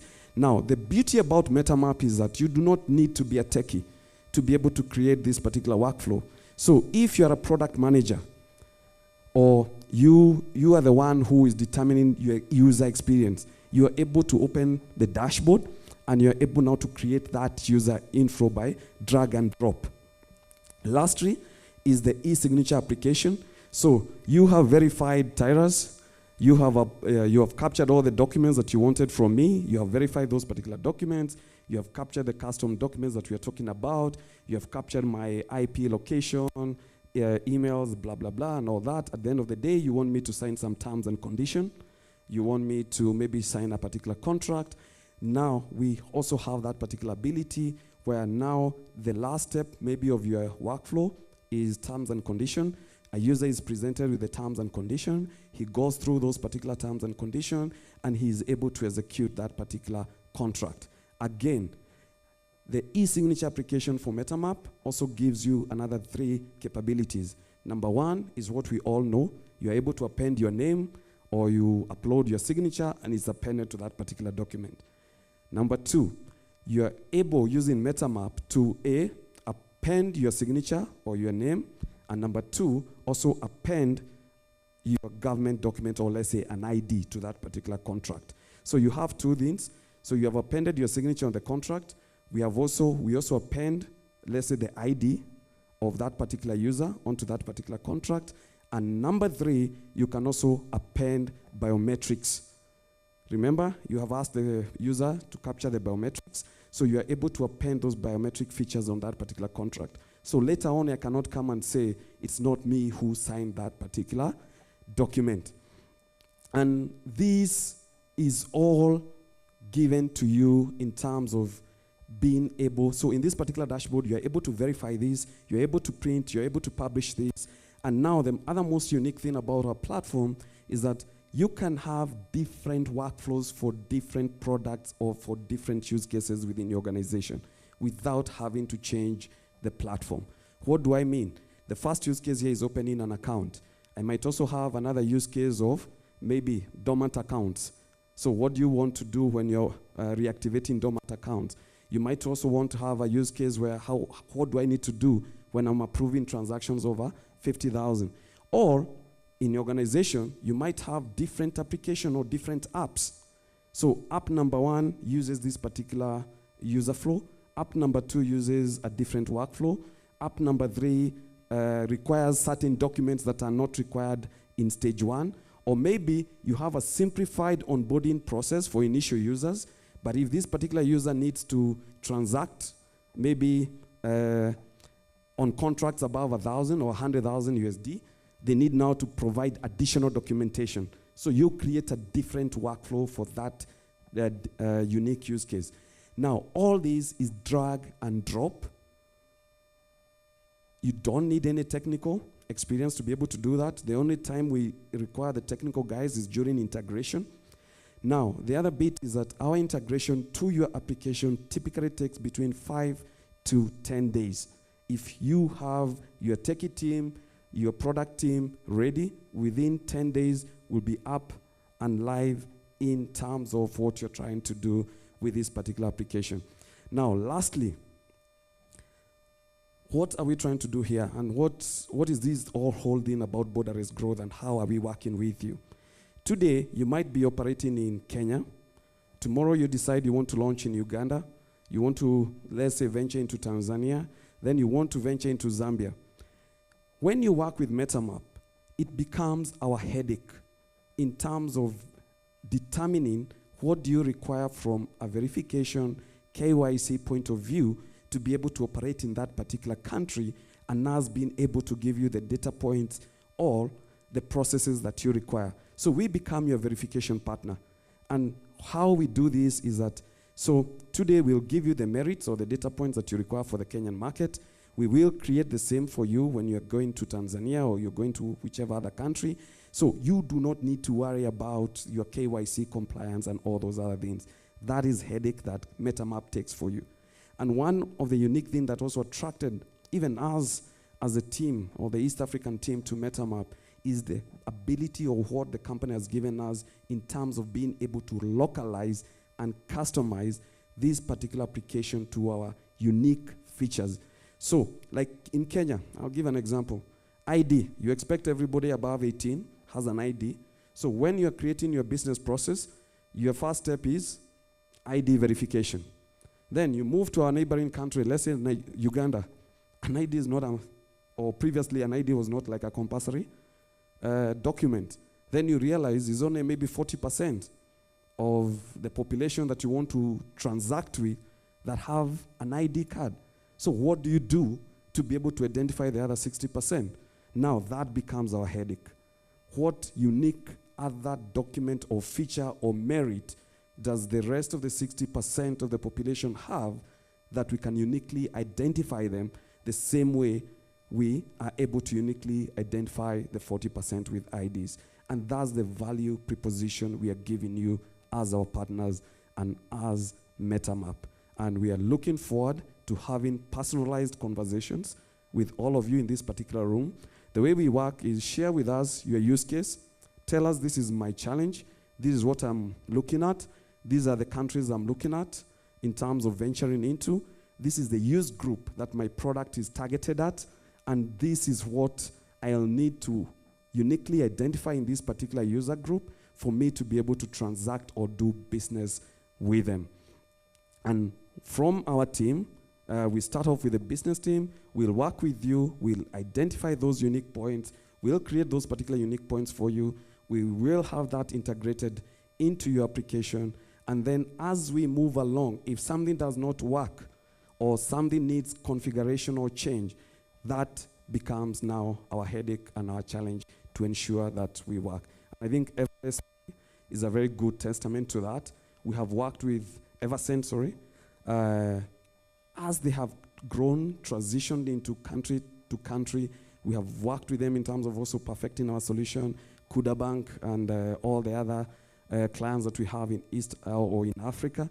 And we are very confident that this is a product that is ready for the African market and more precisely for the East African market. Give us a call, give us a try, reach out to any of my colleagues in this particular room, book a session with us. We'll be more than happy to give you a detailed demo in terms of our product, a detailed explanation in terms of how we'll work with you to define the various use cases, and more importantly, how do we add value to you and how do we unlock areas or opportunities or markets that hitherto were not economically viable for you because of the risk that that particular environment posed for you. So thank you very much for your time, and we look forward to having continued interactions with you. Enjoy the morning. Asanteni sana.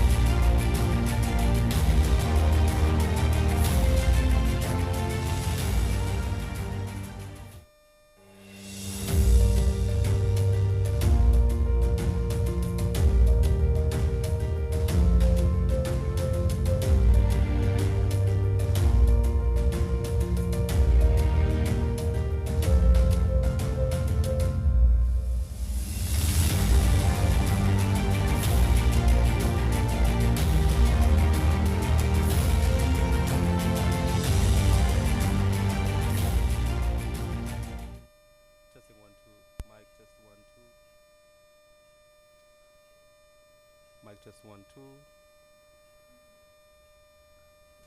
2. Not fantastic. Yes, I can hear now my beautiful voice. All right, fantastic. Welcome back, ladies and gentlemen. Help me appreciate Tyrus one more time. Fantastic. The man who combined the medical field and technology. All right. High five the person who is sitting next to you and tell them it's time for the panel. Right. Fantastic. Thank you so much, ladies and gentlemen. Just allow me to introduce the panel that is seated here. We have the courtesy and also the privilege of having the CEO of Eversend. This is Stone Antoine. Help me appreciate Stone with a round of applause. And we have the Sales Director Africa at MetaMap. This is Oguchukwu Omwuzurike. Help me appreciate her one more time with a round of applause. And also we have the privilege and honor of having the Global Director Strategy, Borderless at MetaMap. This is none other than Pierre Antoine. Help me appreciate Pierre. Okay, so we would like to get, we would like to have this session to be as interactive as possible. And what we wanted to do, as we had earlier stated at the very beginning of this breakfast summit, is that we wanted you to just jot down the questions that you might have, so that now we can be able to clearly just articulate them as we proceed. So we have a few of my colleagues will be moving around with the microphone and will be taking questions from the floor. Once the microphone comes to you, we'll give you an opportunity to introduce yourself. Just tell us your name and the company that the brand that you're representing, and then you can be able to ask your question, all right? Are we good? Fantastic. So I would like to see if any of my colleagues are around so that now we can be able to handle those questions. And let's see, let's get some questions from the floor. Just raise up your hand and we'll direct a microphone to come to you. Okay, questions from the floor. Nice, we can go home now. Any questions to any particular topic? Yes, yes. I can see the lovely lady over here. Stone is multitasking. Thank you, Stone. Yes, please. Yes, please. Would like to know your name and company you represent, and then, yes, we proceed from there. Okay, my name is Grace Ndolo. I'm representing development communicators because I'm into development communication from Daystar University. First, I just have a comment for Pierre. I don't know, are you Pierre Antoine or Pierre Antoine? It's, yeah, I mean, most people just call me Pierre because it's easier. Okay. I liked what you brought out in terms of riding on referral strategy. I like that strategy for businesses. It works for other relationships, so why not for business? My question goes to Nosa about the onboarding, digital onboarding. He mentioned facial recognition, and I was just wondering how effective and efficient is that? And do you have plans to go? Biometrics? Because, in my opinion, humble opinion, that would be more accurate. Using my, for example, my Kenyan ID. If you are to do facial recognition, I don't think I look anything like what I have on my ID. And then to Stone, thank you for the insight on how to roll out in Africa. I have a question for you.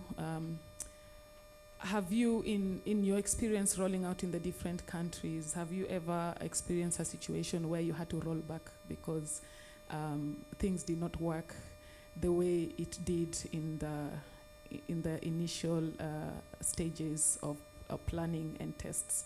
I ask that because I've been involved in so many in so many projects. I have 14 years experience in telecommunication before I decided to go into development communication.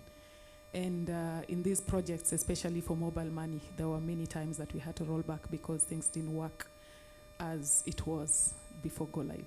Thank you very much for your time. Right, fantastic. Thank you so much. I believe we can start with the man who's holding the microphone. We can start with Stone, then we can be able to proceed to Pierre and Ogo. Yeah, I'll answer my question. Yes. I just wanted to touch on the question that was asked of Nosa, but I think the folks from MetaMap will probably give a better answer than me in regards to facial recognition. Have we had to roll back because maybe the go-to-market plan didn't work out properly? No, but we've had to roll back products, right? Not like generally the whole thing.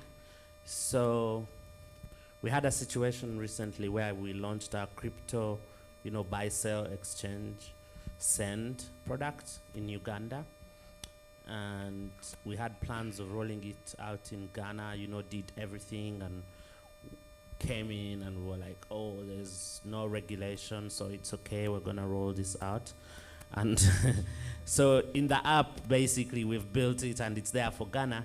And just before we switched it on to show in the front end of the app so that people could use it, we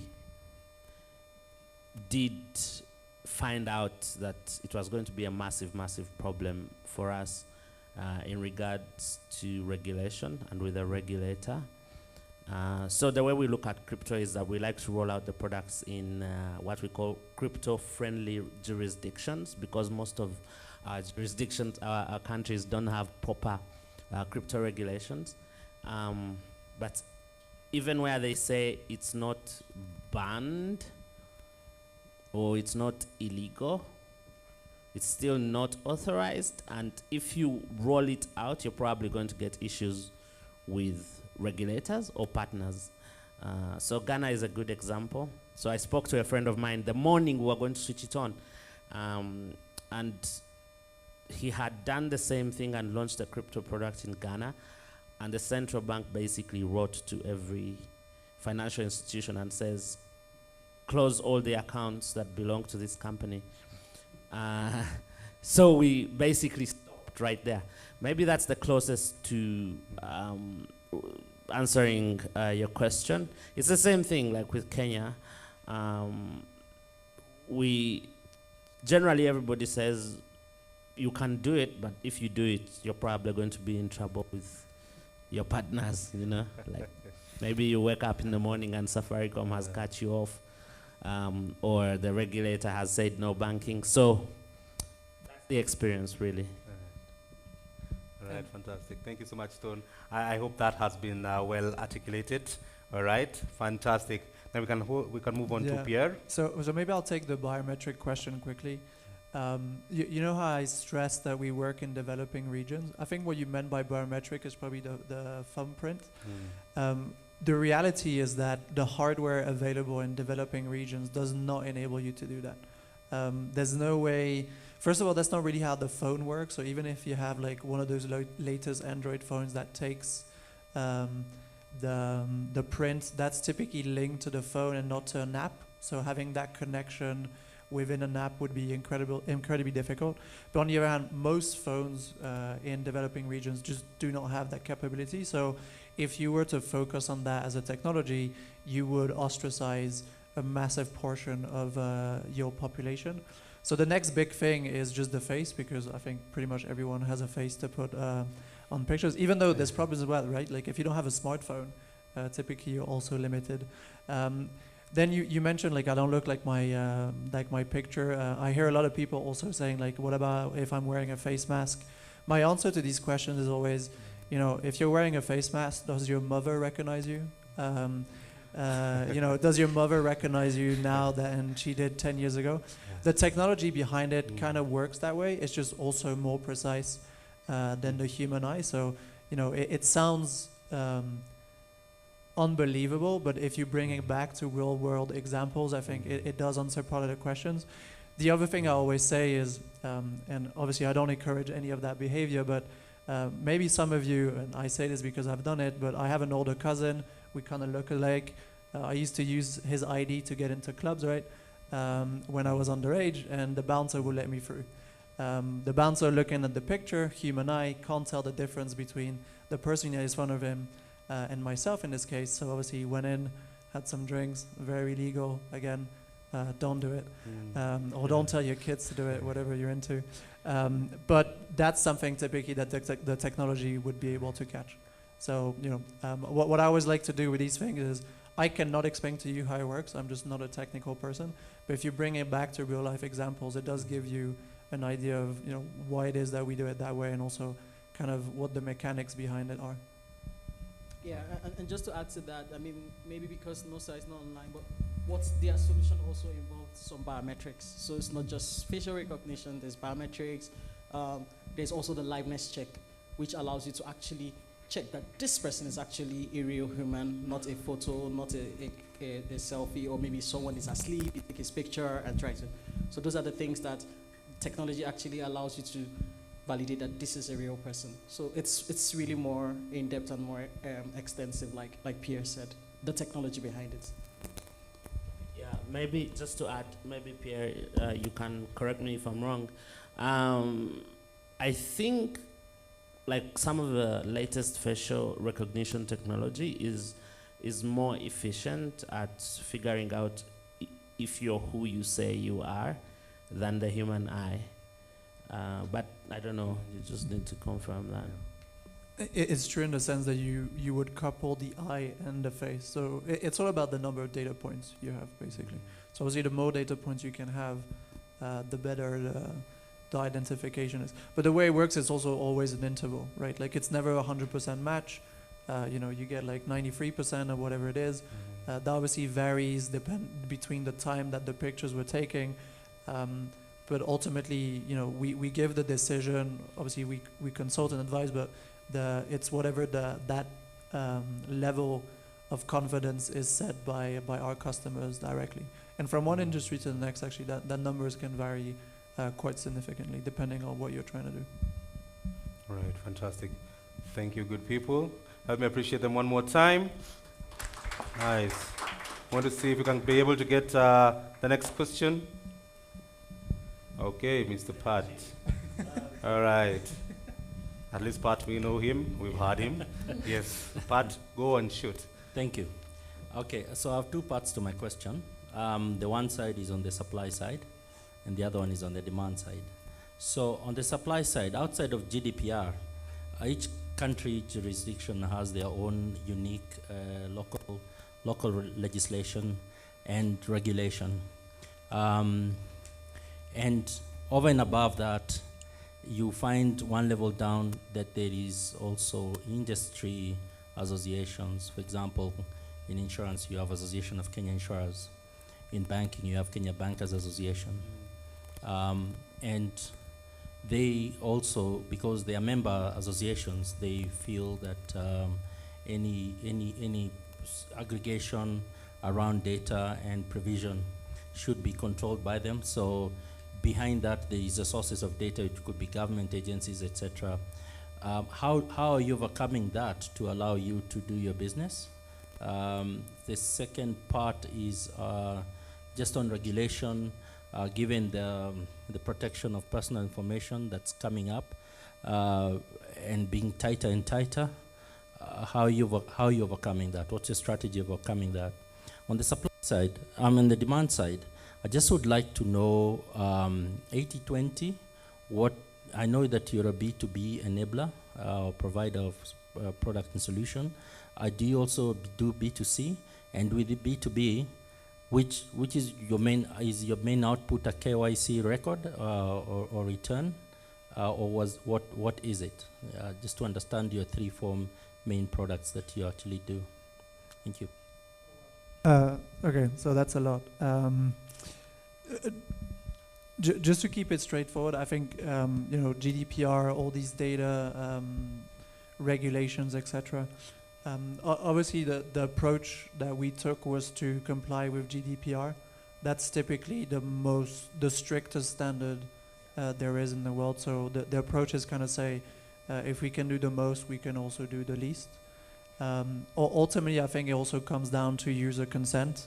So actually, a lot of our processes, either that go through MetaMap directly or through our customers, ultimately we collect users' consent, and that enables us to process all that information.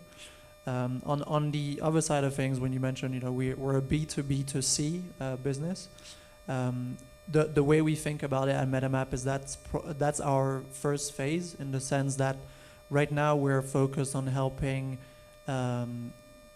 businesses understand the trustworthiness of their end users. The next step is, how do we help users build their trustworthiness, right, directly, and then being able to push that to different businesses. And that's a typically more B2C model. So it's not something that's necessarily available now, but it's definitely what the future looks like.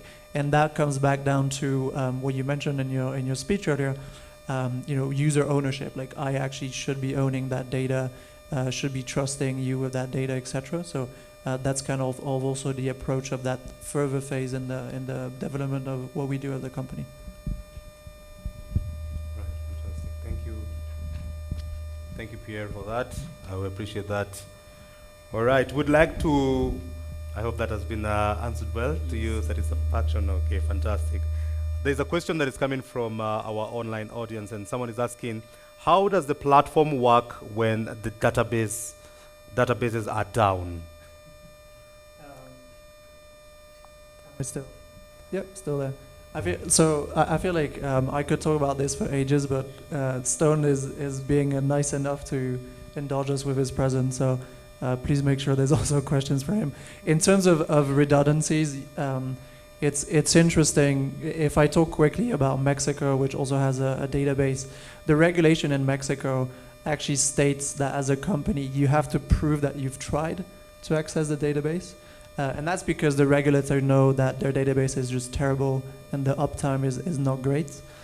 So obviously, as a platform, we have, and that's a common thing across the globe. Just some regulations knowingly ask you to verify, even though they know the uptime isn't optimal. But it's all about having redundancies in place and retries. And then it's ultimately about what the business is comfortable with. We have some clients that go ahead with the onboarding of the user, even if the database is down. The idea there is that because we offer a number of data points, they feel confident it's a good user even without having the data from the database. And then whenever it comes back up, you still receive that data later on. So I think ultimately for us, it's about offering that flexibility. It's also not blocking the user. I think that's the most important for a business. These days, no customer wants to be waiting on the platform for like minutes, let alone hours or days. So it's all about offering that flexibility and these retries in time that happen in the background, so that typically the user experience isn't impacted too much. Right. Yeah, just to add that, again, the MetaMap's platform is a business customizable platform, and whatever works for you is how you set your business rules. So if you, as a business, you'd like to insist that before a user is onboarded onto your platform, you absolutely have to get confirmation from the government database, then that's your business rule, and that will apply. But if you feel, like Pierre explained, that there are other sources of data that you absolutely trust, or other government sources that are more reliable than others, and that you can verify your users of those platforms, or easier or lower barriers to entry, you can trust that. But again, the point is, the keys are in the hands of the business. So you set the rules and what works for you. Fantastic. Thank you, Ogo and Pierre. Okay, now I just want to also take another question from the floor. Okay, I can see that a question for Stone, please. Yeah, question for Stone. I've just seen, we'll take one from the lady who just shot up her hand. Okay, and then there's one here. All right. So I believe let's start with the lady. All right, and then we'll come to the gentleman here at the front. Is that okay? We're taking the mic away from you. Sorry. All right, the lady at the back. You can just introduce yourself, and then we can proceed. My name is Carlo Mocheche, Absa Bank Technology, but I like to ask a question from operations perspective. You've said that MetaMap has like a one-stop shop for account opening, email, screening, reference, all that. We do all those things in the bank for account opening and KYC. So I like to understand what other benefits we stand to get if we engage MetaMap. Yeah, that's a good question. I think maybe I'll let Stone answer this. So, and I'll change the question a bit. So I'll ask Stone, why is it, because it's true, right? You could potentially build this internally. And there's ways of doing this. There's a ton of companies that do this. But maybe, I would like to hear from you, Stone. Why is it that you didn't just build it internally, right? Because that was a possibility. Yeah. Another route. Yeah, I think one, it probably takes way too much time. But apart from that, I think specific to what the lady is saying is they do these things, but they do have different providers who are doing this because banks don't really build this. So you might find that the AML guy is one guy, and the person who is doing transaction monitoring is another guy, PEP sanction list is somebody else, and KYC is somebody else, and each of these guys is probably charging you, $5 per ping.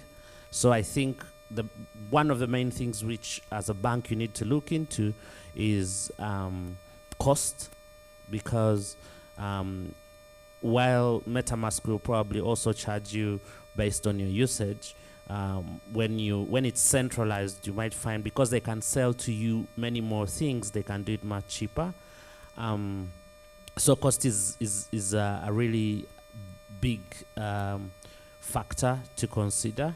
But the other thing, I think the main thing for MetaMask is the way banks are set up today, and I don't know if ABSA is signing up users or doing account opening remotely, but you find that I actually have to walk into the branch so that you can take a lot of this information from me.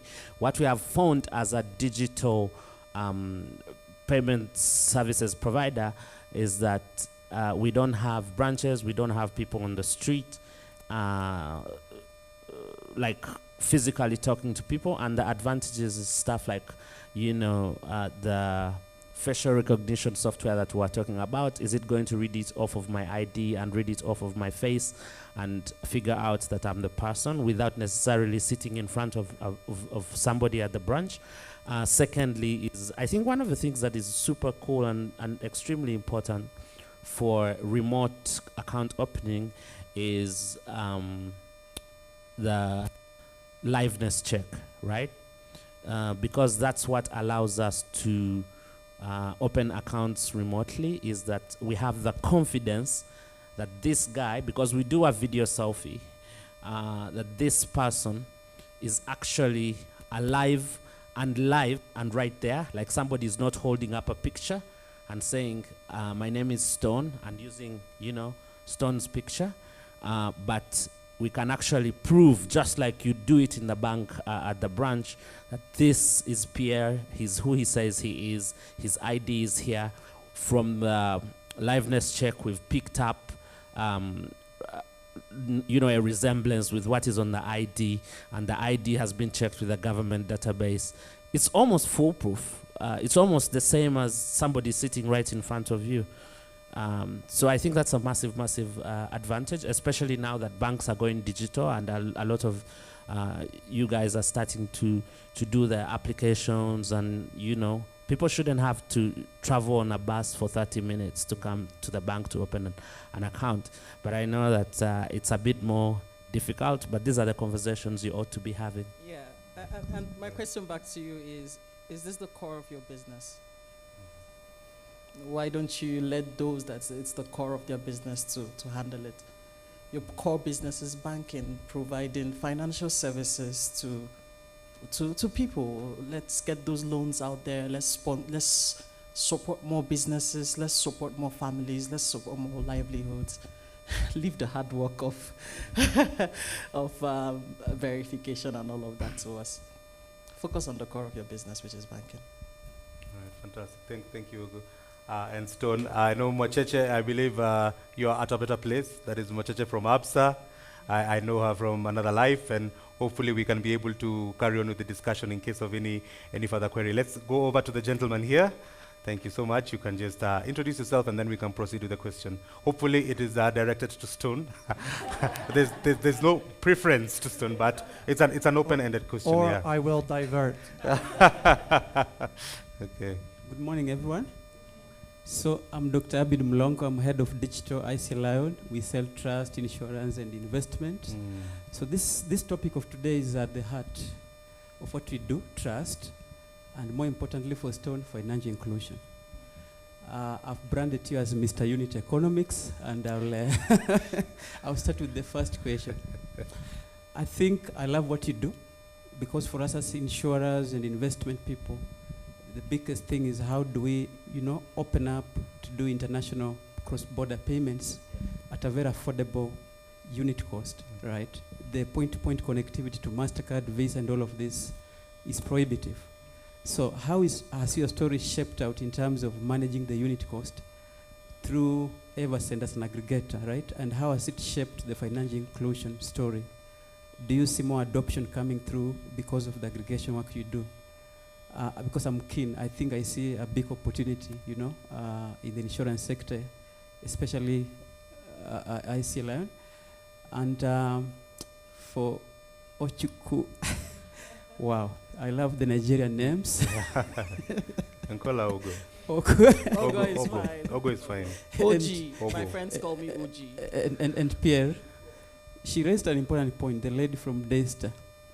So again, I love what MetaMap is doing. I'm really keen for us to take this conversation to the next level. But we can't ignore her story around the probabilistic nature of facial recognition, regardless of the state of their technology. Because if you remember, there's this 2019 story of a guy by the name Mr. Park in the US who was actually mistaken for shoplifting, and it became a criminal case. So, for me in the insurance sector, where we sell trust, because insurance we sell trust, whereas we want to reinforce the identity stuff, we can't, for example, afford to get into cases of mistaken identity. So how are you solving that today, or how are you planning to solve that today? Because I'm sure if we took the conversation to the next level, my colleague in the risk department and legal will ask me those hard questions, right? Right. So, yeah, let me stop there. Thank you so much. Yeah. Okay. Fantastic. I would like to just address this question. Or is it in line with this particular question? All right. Okay. In brief, we can get it. So thank you very much. My name is Fred Mudhuri from KRA. And I want to comment something they have talked about security. One, I would like to say that security is not absolute. Second thing, I would like to say that when we talk matters, facial, what do you call it? Facial recognition, sorry. It's not about the image. It's about the distance between the one eye to the other, the distance between the nose to this area. It's not about the image. Because when you talk about the image, you might be maybe huge today, tomorrow you're thin, and then it won't recognize you. Again, when it fails, maybe it's matters of you got an accident and maybe you've skull dysfunctional, something like that.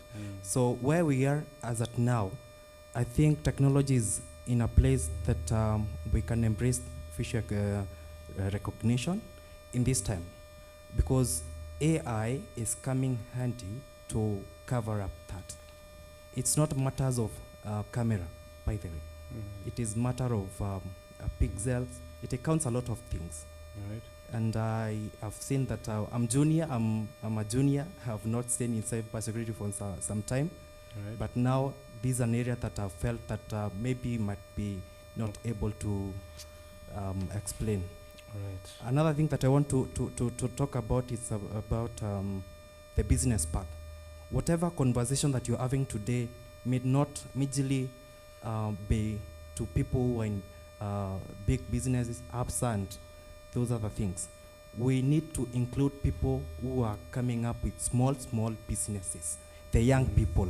The young people are in a position to think and to come up with solutions, and because young people encounter problems day by day. But APSA, APSA employs people who were there, experienced, and they know what to do when and why. But young people don't. And these are the problems that the end user has. The people in the village, the people who would like to embrace crypto, Right. So I think these are major conversations that we can spread all over, at least to embrace this technology, because it's working. Yeah. It is working. Okay. Thank you. Fantastic, thank you. So we'll just let's start off with Pierre. Yeah, just before Stone answers the question, but side note, we're hiring at MetaMap, so if you wanna apply for a job with us, go on our website, and we're hiring in Africa big time. So thank you for this. He must have his CV on the email. Yes, we have mean, access to open Wi-Fi. Yes, just search. We'll give you the email. You can send it to Pierre or Ogo, and yes. I mean, absolutely. It helps to have an expert in the room to sort of, and he's answered some part of the technology questions. There are certain features that you absolutely, have to measure and all of that. He's talked a bit of that. But from the MetaMap side, biometrics, facial recognition is just one. It's just one merit. Remember, the whole concept of MetaMap is to put together a combination of merits that tells a comprehensive story, and then you can make a decision on a user before you onboard them onto your platform. So if biometric fails, there's something else. If that fails, there's something else. And if all that fails, you're probably dealing with a fraud that shouldn't be on your platform. So that's the way we think about it. But there are other merits that you need to check on this person, their IDs, and if everything comes together, you can now come and say, to an extent, this person can be onboarded on my platform. Right, fantastic. Thank you, Ugo. I feel like we'll need to have a fireside discussion with our good doctor here from ICA Lion. Probably we'll organize a fireside discussion with you, and then we can proceed from there. I believe in the interest of time, I would like us to just... Oh, Stone hasn't answered. My apologies, Stone, please. I thought I'd kind of survived that one. No. Yeah, I think there are two facets there were two things you raised. One is payments as a solution when you're selling cross-border. So I'm assuming you might have people in the diaspora that you sell to. I think this is perfect for us as a payment services provider, because we can definitely provide a gateway, not like Visa, MasterCard, but a line for you to collect money from these different customers in different countries. And the most amazing thing is that they can use the Eversend wallet, and we like to give that right now for free, because we're trying to grow. Please don't do this. Remember unit economics. But for us, it makes sense because the customer is not just coming to do those internal payments, that we still make money from them in other ways. But also our B2B product, which you spoke about, can allow you to, collect mobile money from different countries, or bank payments from the UK or from Europe or from Nigeria and all these different places. In terms of how it has picked up, I think that was the second thing, is we're super excited. We're in the very beginning of the B2B side of things, and what we are seeing is a lot of interest, mostly from fintech companies that would like to expand, because we built this because we were struggling with expansion across the continent. And now you have amazing startups that may be in Kenya and they want to go into Uganda or into Nigeria, but they have absolutely no idea how they are going to collect payments or make payouts or even exchange currencies. I think that's the biggest problem. and we are able to onboard them and help support them. Sometimes that's the only option they have. Like we are the only option they have. I think there's 2 companies that are doing B2B cross-border payments on the continent. One would be Flutterwave, which you probably know very well. But Flutterwave does not really focus on FX. You can still exchange your money in Flutterwave, but it's probably going to cost you, 6, 7, 8% in FX. Our FX commission is between 0.6 and 1.5, depending on the currencies. So we are really bringing a difference. And so we are picking up. I think we have probably, our B2B product is not live. Like, you can't even go and sign up. So people are reaching out to us. But we probably have like maybe 98 companies in the pipeline just integrating right now. Yeah. Okay, thank you so much, Stone. All right, I know we would like to take one more question because of the interest of time. I can see hands all over. Okay. Okay, so let's have the gentleman with the lovely pink jacket. He can be able to rise up, introduce himself, and then take the question. Kindly, we are requesting if you can just ask it in brief, of course, of the interest of time, then we can proceed from there. Hi, and thanks for MetaMap team and organizing this. My name's Victor Boto. I'm head of digital solution sales at Technobrain. Just a few questions, maybe to start with Stone. I just have 3 questions for you. Number 1 will be, I actually had 5. We shall. We'll form a WhatsApp group and add everyone there. Yeah. Okay. So for Stone, my first question will be, what are the key challenges you've had in an entrepreneurial journey? And also your journey in raising capital for Eversend. So that for me will be key. And also, how do you approach growth and different markets? What metrics do you guys look at when getting into the different markets? I'll leave it at that. Then for for MetaMap team, number 1 is what is the commercial model for charging? Is it API second? What's the speed of that? Because we've seen the proliferation of especially the digital lending in Kenya. I think maybe over 200 digital lenders. And one of the key things is, what is the speed of verification? Yeah, because when the speed of verification is too slow, you lose out people. Yeah, and for especially the digital fintechs and the digital play, I think even for people like Eversend, speed is critical. Yeah, so I mean you're blowing out ads there to 1 million people, 100,000 want to log in to your systems, but you're taking a whole 10 minutes to verify. People will log out. Yeah, and leave your app there. And I see, I mean, for most of the digital lenders, they are taking on a lot of risk because of actually not verifying, yeah, and because it's much faster. So I'll just simply put my M-Pesa number, and they'll send me probably an SMS, and that's all the verification that they do. And you're in on the app. So also, in as much as MetaMap is actually solving a problem of identification, how long does it take? Because if it takes too long, then it also doesn't make business sense on the other side. Thank you. I think that's it. Right, fantastic. Okay. And does MetaMap currently have a partnership model for growth? Yeah. Fantastic questions there. All right, so we'll start over with Stone. Okay. Yeah, good questions. Yes. I mean, I could speak all day about these things, you know. Two challenges. So you spoke about, you said what 2 challenges are we facing, and then you asked about fundraising. So for us, at least that becomes one question for me, because fundraising is one of the biggest challenges that we face. I think it's very difficult to raise money, and there's been tons of companies, even African companies, that are raising money, big rounds, especially last year, 2021. But the real truth is that mostly those are a few companies that are actually being written about on TechCrunch and in the newspapers. For the rest of the African entrepreneurs or entrepreneurs in emerging markets, or guys who look like this, like with this skin, it's a lot more difficult to raise money. One of the reasons I moved to Europe was I thought, we want to build this fantastic thing and we are getting closer to capital. That's not true.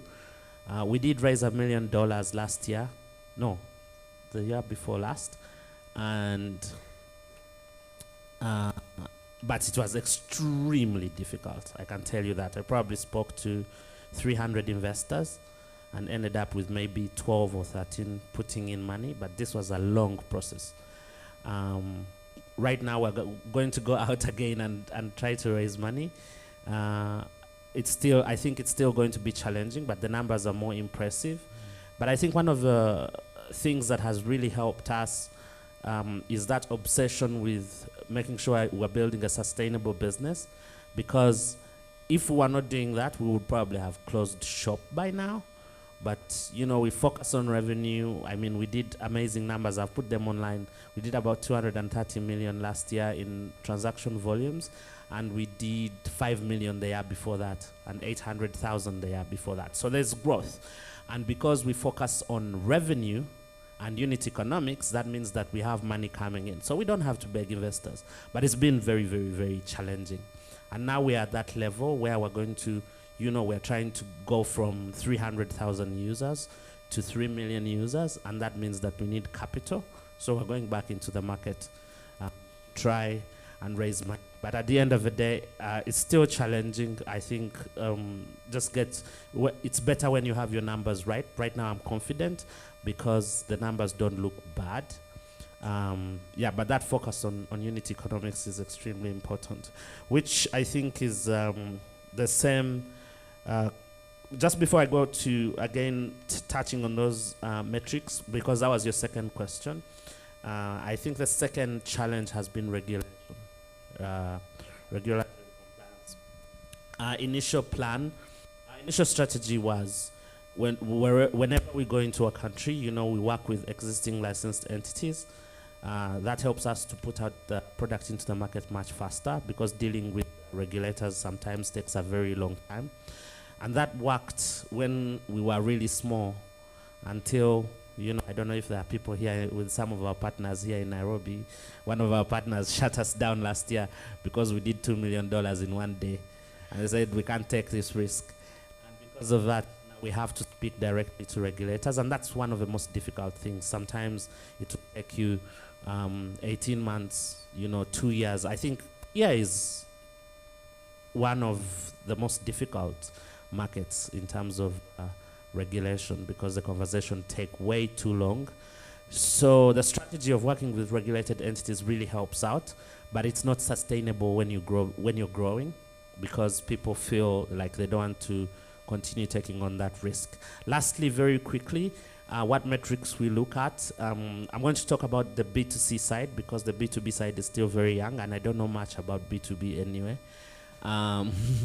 So we basically look at how many people we can bring into the funnel, but we're very diligent.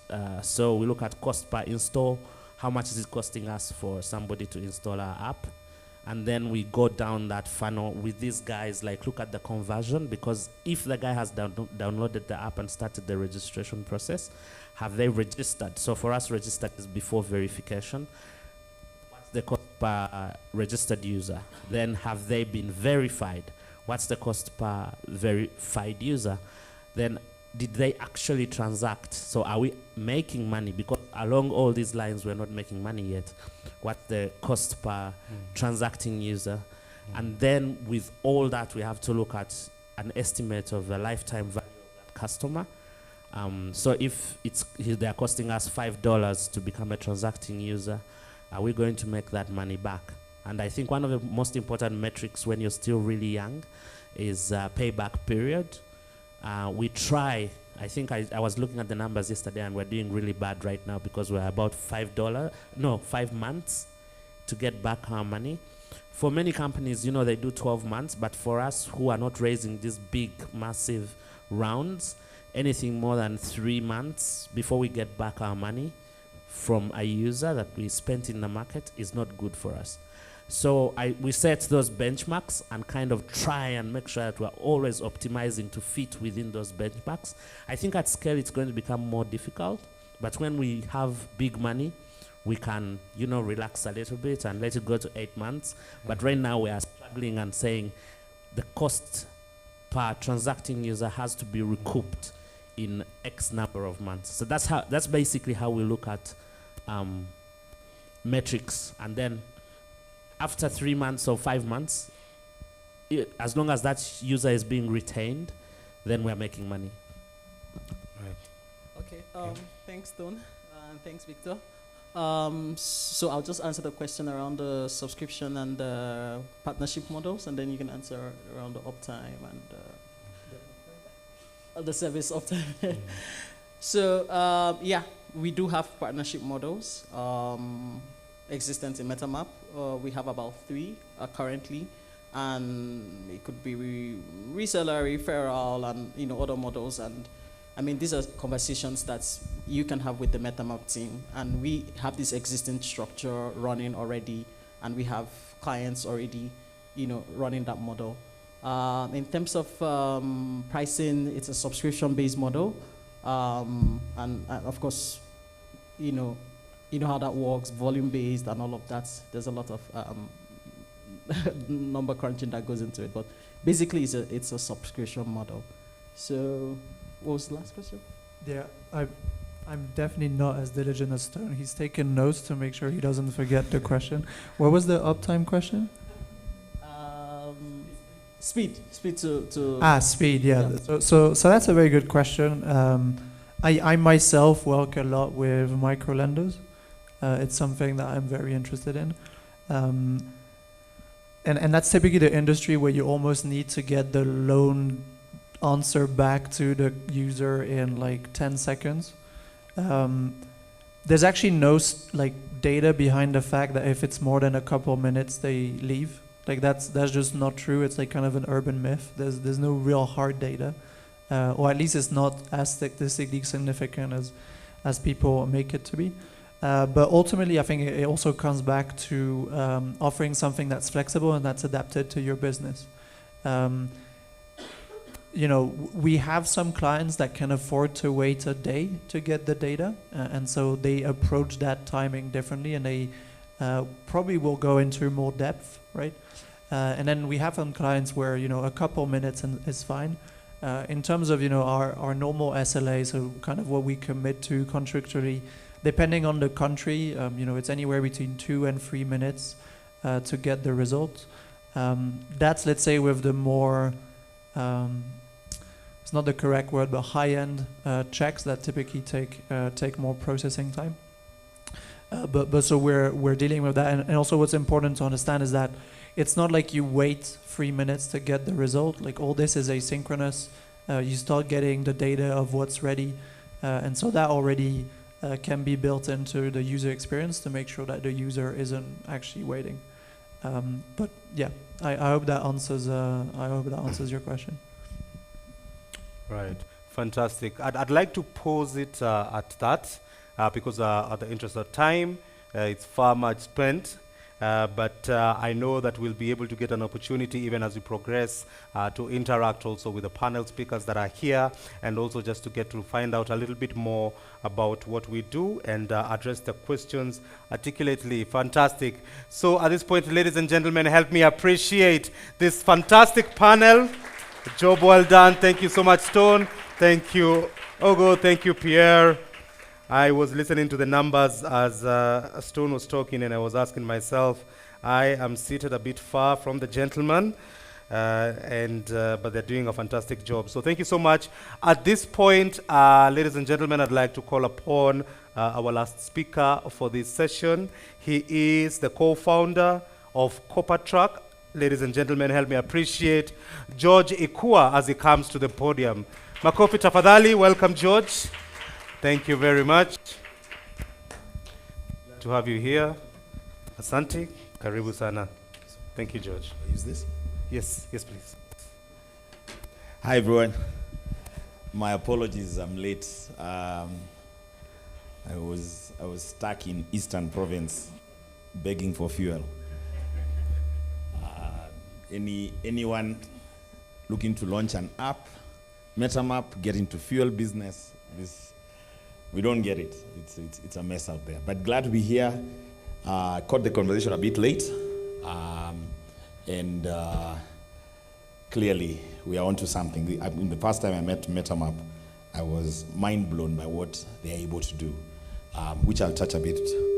But for today, I think when I come close to this, it whines. Yes, so mine is to really talk about, I'll give a little about what it is that we're trying to do at CopperTrack, and then really just touch on the possibilities that are there possible for us and all of us. So can I ask by a show of hand, who is in the lending space? Finance, lending? Who works for an organization that's in finance or lending? Why are lenders so shy? You should see my Shylock raising his hand. All right. No, I believe, so finance space, insurance, health, and I see the government is here to take from us as well. Great. Right. So CopperTrack is really a consortium of some companies, and what we're trying to do is we've not really launched. We're launching on May 1st, and what we're trying to do is the idea that you could access credit from mainstream institutions with the same speed that the digital have been trying to give it. And that's the gap that we're trying to play. Because we believe, just like justice, access to credit should be as quick as possible. And we all know what happens in between there. So ourselves, so for myself, I've been working with the CRM for about 15 years or more. So we come to the consortium with managing the sales process. I mean the onboarding process of the customers who are looking to borrow, and managing what happens after they borrow, with communication of statements and such things. Then we have some very interesting gentlemen called Spin Mobile. So Spin Mobile actually take your M-Pesa statement or your bank statement and crunch and give you instant credit analytics. Then we have our shiny boy called Nash. Nash is actually a Y Combinator graduate. They raised some money last year from Y Combinator, and they're the third ones. And what they're able to do is real-time reconciliation. So it's a whole mix. But I'm not here to pitch what we do. From here, I'm here to talk about possibilities in the credit space. And what will surprise you is, for us, 80% in our estimation, 80% or more of the lending in our country is happening outside the financial institutions, the mainstream financial institutions. Sorry to say ABSA. I know ABSA people are here. I had their names. But when you really look at it, everyone who is next to you, when they borrow, they very rarely are at the bank. This may be because we all know there are better opportunities for money for the banks in our country. It's a fact that out there. And so the person that suffers is really at the bottom. And it's not suffering. So access to credit is a big problem in our market. And that gap has been filled. So when the digital lenders came, and they know there are a lot of fintechs, you're here? There are fintechs here? Yeah. So the fintechs filled a gap, but they have barely started to scratch the surface. Because the fintech will be able to, and the micro lenders, will be able to take care of the very, very small loans. So you can borrow money for fuel, like for example, where I was stuck, but you cannot borrow money to replace the engine. You will not get mobile money to give you that. So the ticket size is very, very small. So when you start to look at the where the lending is happening, people have not realized that the lending is being run by the institutions. So I saw somebody here from insurance, somebody from ICA. So what do you realize? Insurance companies have actually become financial companies because very, very few of your premiums are paid upfront. That's credit. Hospitals, I believe, hold more logbooks than banks. It's the truth. Schools, next week, most of us, we are dropping our iPhones with the bazaar. You know, like, credit is happening. Credit is actually happening. It's everywhere, even the hospitality industry. No one pays upfront. And you know, in Kenya, we have this thing called check writing. You know, check writing is a very long and strenuous process that can take some 3 weeks to write your company name on a piece of paper. That's credit happening. Because what you find, and when you hear the micro, the MSMEs crying about doing business with corporate, is that we have created a situation where small companies have to lend to big companies to offer services. But I digress. Credit is everywhere. So the banks are only being able to really manage the corporates and a bit of the medium enterprises. Anyone here run an SME? Anyone here run a small company? I'm talking to the wrong guys. My brother over there. That one I know very well. When is the last time you were sent a letter of offer by a bank? And you've been in business for how long? 15 years. This is the truth. We know this, and I mean, we can complain but this is the truth. But for me, I always look at, instead of complaining, what's the opportunity in the market? And when you start to jump from market to market, when you jump from Kenya, you go to Uganda, you go to Nigeria, you go to all other markets. So you have a financial system that is dealing with 5%. 5% of the economy. So KRA struggles because, you know, you cannot expand any business without credit. So for example, if I go something as basic as running a bread kiosk,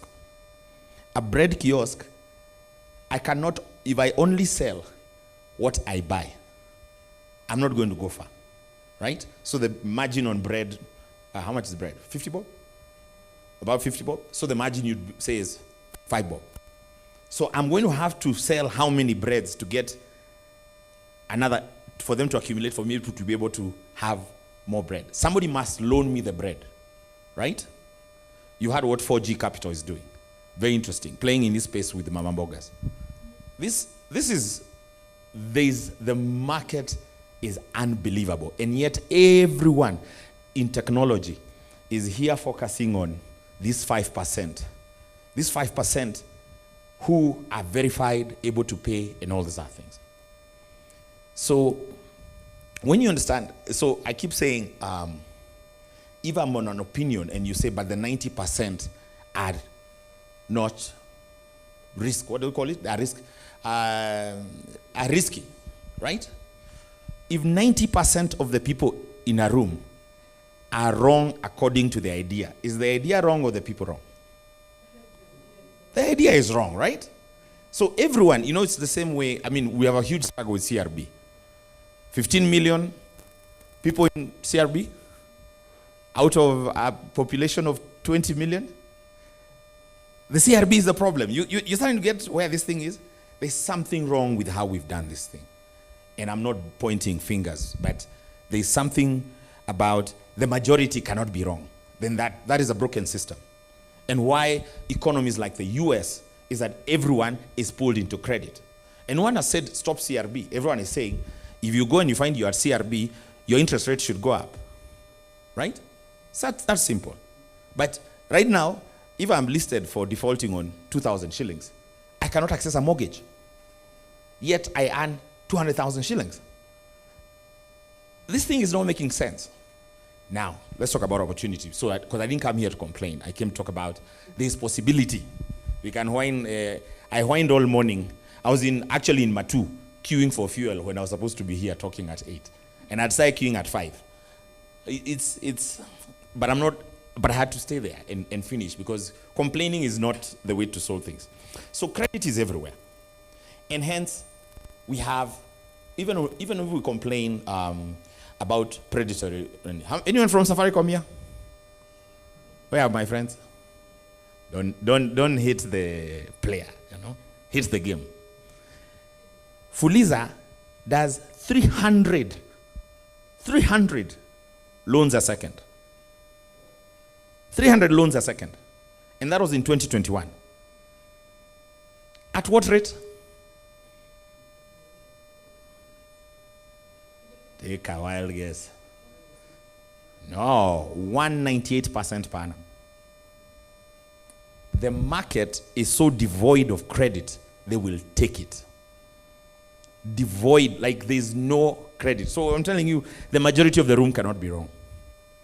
But you cannot borrow from Fuliza school fees. You know what I mean? You can borrow bread, steamer, those things. You cannot, that is not something that is there.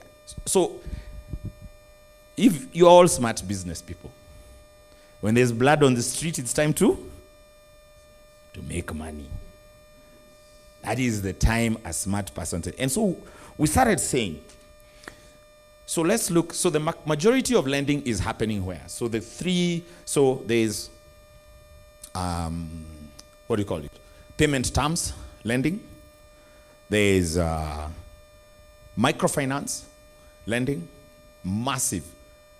When we went out to the market to try and get people who are interested in seeing if we could help accelerate their loans, we got over 1,000 MFIs in Kenya because there are a lot of unregulated MFIs. So there's that whole space. So as long as I'm lending you my own money, I can do whatever I want. Then there are SACCOs. And then there are banks. Then Shylocks. Right? And there's table bank, there's all manner of lending going on. And so when you talk to the MFIs, and we looked at their process, and you can say you could have started elsewhere. We just looked at the MFIs, and we said, do you know how an MFI lends you? Let me tell you the process. So there are guys who are paid. Anyone work for an MFI here?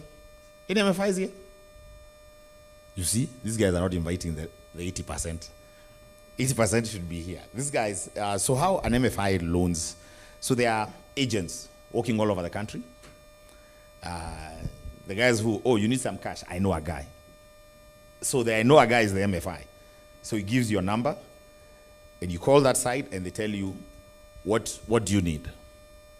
Then you say, I need some emergency cash. You ask, do you have a logbook? Do you have a title? And all those things. So usually they say, send me a photo of your ID and the logbook. Then I'll tell you what is possible. And tell me where the car is. And they take that, plus your M-Pesa statements. Then in about a day, somebody shows up, takes photos of your car, looks at it. Then they put it through some metrics. And this is emergency money, because the rates, I'll tell you that I'm coming to the rates. And then they make you an offer of 30% on value at 20% on month. And because you are on the deathbed, you take it. So if your car is worth $1 million, they will lend you 300 on the car at 20%. They are doing, so the smallest, so we have one that was doing as much as 2,500 loans a day on this model. This is what is going on in your country. So we said, so as we're not here to clean up, but we believe if you make this whole process faster, some sense may come to it. Because it's in that murkiness, in that inefficiency, that a lot of things get lost. And this guy, when he's borrowing money, his biggest question is, when can I get the money? Right? His question is not what the rate is. Have you heard anyone ask what the interest rate of Fuliza is? People actually assume Fuliza is their money, right? So if I have 0 bob and you tell me how much I have, because my limit is 7,000, I tell you I have 7,000, right? This is where we are. But we have to find ways to use technology to play around with this, where we are. So when he's told this ridiculous rate, then he's told you need to go to the nearest office and take a selfie. This is what is going on right now. So he runs the office, they take a selfie, he signs his life and blood over, and walks. Money is disbursed. Now they start the payback. Now the payback is, so we just sat and walked with them because we said this is now the majority of the lending. So the payback works like this. You're supposed to pay by the 5th. So you pay by the 5th in the morning. But the reconciliation is manual because the thing is that it's like a big pay bill or a big account. So at the end of the day, some guy prints out, ticks. When he ticks, tomorrow afternoon, he posts in the report. When he posts in the report, then now the next third day they say, your money has been received. But their system, day one, checks you've defaulted. Then recognize. So 60% of the organization is in default while paying on time. This is, to tell you, we went one by one. So we realized technology is what could help solve this. So in the inefficiencies of this, yes, they're having fun, but they're ending up with, there are almost no repeat lenders, no repeat borrowers, because it's you borrow, you're on your way out. So we came up with the idea that what if we could use combinations of technologies, and one of the technologies which we picked was MetaMap, and that's how we met them. And we partnered with them, and they came in, and now we're able to prompt those features you had, prompt the selfie or whatever without you coming to the office. So the whole idea is how can you get the money faster? But for people in this room, the problem is that we have a disconnect between the supply of credit and the demand of credit. And then they're operating in silos. So first, bridge the silo with credit. A lot of people here can bridge that credit. I really encourage everyone who's in I'm happy to hear people like Technobrain. There are people here who really, really have huge technology capacities. If you can start to bridge that gap, maybe then, it's the same way like when we had the mobile apps that used to lend us money. Remember them? Tala, the other one came from Opera, all those. When they became many, the rates came down. Remember? Initially, they were very, very shy-locky. But if we use technology, the possibilities, we can start to address 80% of our population's needs. So, for example, you start to think, a school when the parent says, I can't pay fees, immediately enter some channel, we verify you, we check your ability to pay, we check our ability to recover, and we have ways to track whether you're paying. And then you get people to come in, the school to sell those loans. They were, just in this process, we went to talk to Kenya Private School Association and said, at the end of the first 2 weeks of school, they have 89% default. So majority, 89% of people don't pay school fees on the first day of school. Me included. We need to understand what is going on in our market instead of sitting hypothetically talking about people who pay, who are 5%, or who have access to credit, right? So we start to look at technologies like MetaMap, technologies like Eversend. One of the things that you notice, companies like, say, Uber, were designed to scale from day one while they were playing around in San Francisco. Very few of us who are building fintechs and solutions here have figured how are we going to easily scale to Uganda, to Rwanda, to Nigeria. And you say, but we don't have the capital to expand. No, because code that works in Kenya works in Nigeria. Code does not know VC money. What you have here is a testing ground.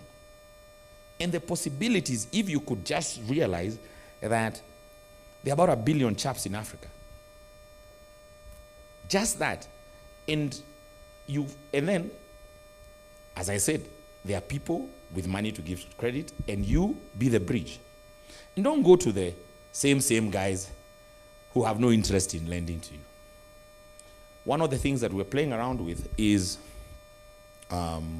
distributed investing. So, for example, you buy loans, right? So if you use the technology and use it to buy loans, then you are able to raise capital. So you come and say, look, I'm going to give loans to the parents of Makini. figure of speech. All right, somebody says, okay, I'll buy like 5 of those. Do you see the possibilities? Technology can bridge the gap for people and remove the bureaucracy of people who naturally would not talk to each other or are not allowed to talk to each other. And by doing this vetting and then allow us to scale and allow us to answer the very basic questions of credit, which are, can you pay? Can we recover? Confirm who you are. And imagine, and very easily, like this thing is happening. If you remember how equity started, when they used to tell you, take a photo of the cow. Remember that story? The problem, people thought, because equity grew, the need is not there. No.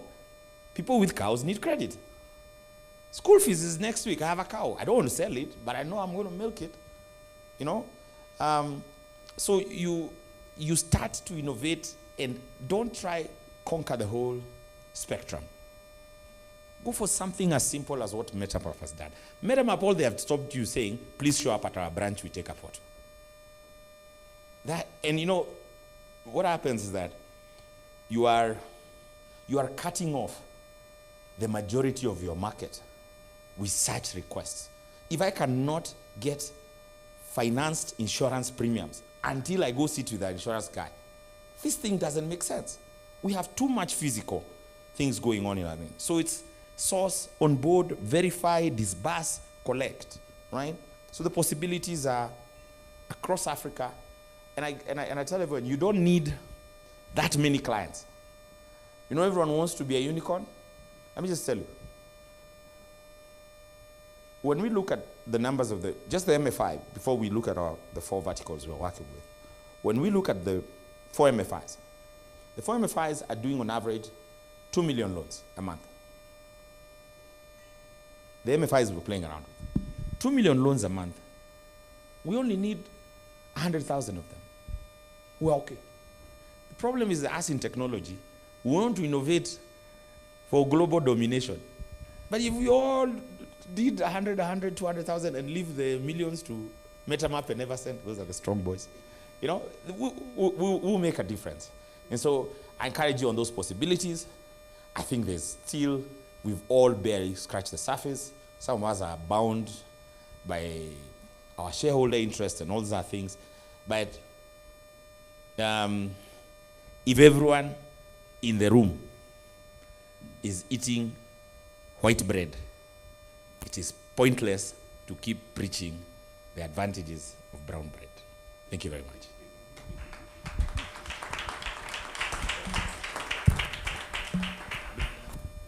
George, you are a perfect gentleman to have on a panel discussion. There's just a lot of wealth of information that George has. Help me appreciate George one more time as he goes and has his seat. Fantastic. That was quite insightful. Okay, ladies and gentlemen, if we can all have our attention to the screen. And I would like to this point to invite our technical director to guide us on here. So we want to do kindly let's just start it off again. Technical director, tafadhali. 9, count with me. 8, 7, 6, 5, 4, 3, 2, 1. Ladies and gentlemen, I would like to reintroduce you to MetaMap. This is where we are unlocking borderless growth in East Africa. This is MetaMap, ready for business and ready for partnership. Help me appreciate MetaMap with a round of applause. We're ready and we are looking forward to partnering with you and to carry on the conversation from here going forward. At this point, I'd like to invite Ogo to come. Formerly known as the OG, by her friends, to come and close the session for us. Ladies and gentlemen, my name is Ian Mwirori. I have been your moderator for this session. It's been a privilege and an honor. Help me appreciate Ogo one more time as she comes to the podium to close for us. Thank you so much. Thank you so much, Ian. I feel really honored by your presence here today. It's been a really, really interesting session. The engagement, the participation, the connections, the networking, the questions, the insights, and everything we're going to take out of here. So on behalf of the MetaMap team, I really want to appreciate every single one for taking out time out of their very busy schedule, and it's a holiday tomorrow and over the weekend to join us today. So we truly, truly, truly appreciate you. Thank you for coming. Just before we wrap it up, I'd like to take a moment to recognize some really, really special people to me, really special to me and to MetaMap, your own, our own. Just like Pat said, and Stone when he was talking, you can take out the local nuance to these things. And I really want to take time and appreciate the MetaMap East Africa team for putting together such a wonderful launch session. I'd like to start with, okay, that's me. I'd like to introduce the team. Tyros, Growth Lead Africa. Tyros Wanyoke.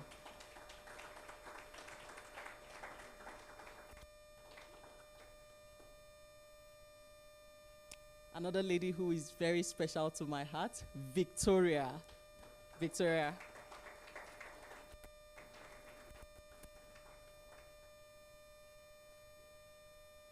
We also have Eniola Salami, also Growth Lead. And a lady that is very special again to me. I almost swear she's Nigerian. I keep telling her that. And we have Joyce Gital. So I'd really want you to appreciate this team.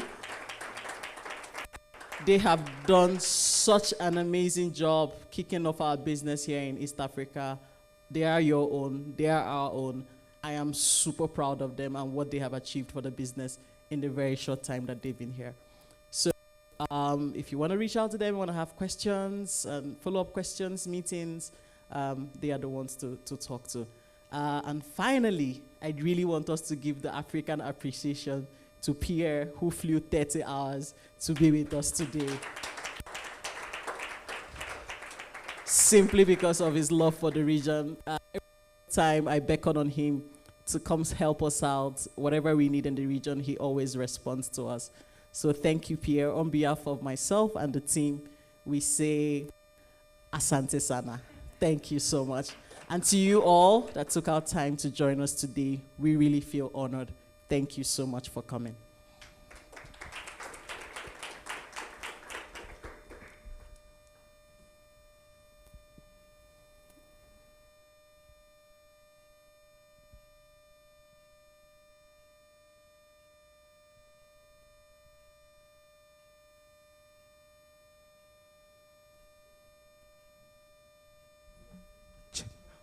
Fantastic. Thank you very much. Help me appreciate the MetaMap team one more time with a round of applause. Okay, fantastic. We had given you earlier on some feedback forms. We would like to get your feedback. So if you can kindly just fill it in really, really quickly so that now we can be able to get that. We have a gift hamper that is outside here that has been prepared for our lovely guests. Okay. Fantastic. So, ladies and gentlemen, also we have prepared some lunch, okay, for you. So kindly, let's all rise to our feet. All right. So rise to our feet. Ladies and gentlemen, just high five the person standing next to you and tell them, MetaMap winning. Winning. Fantastic.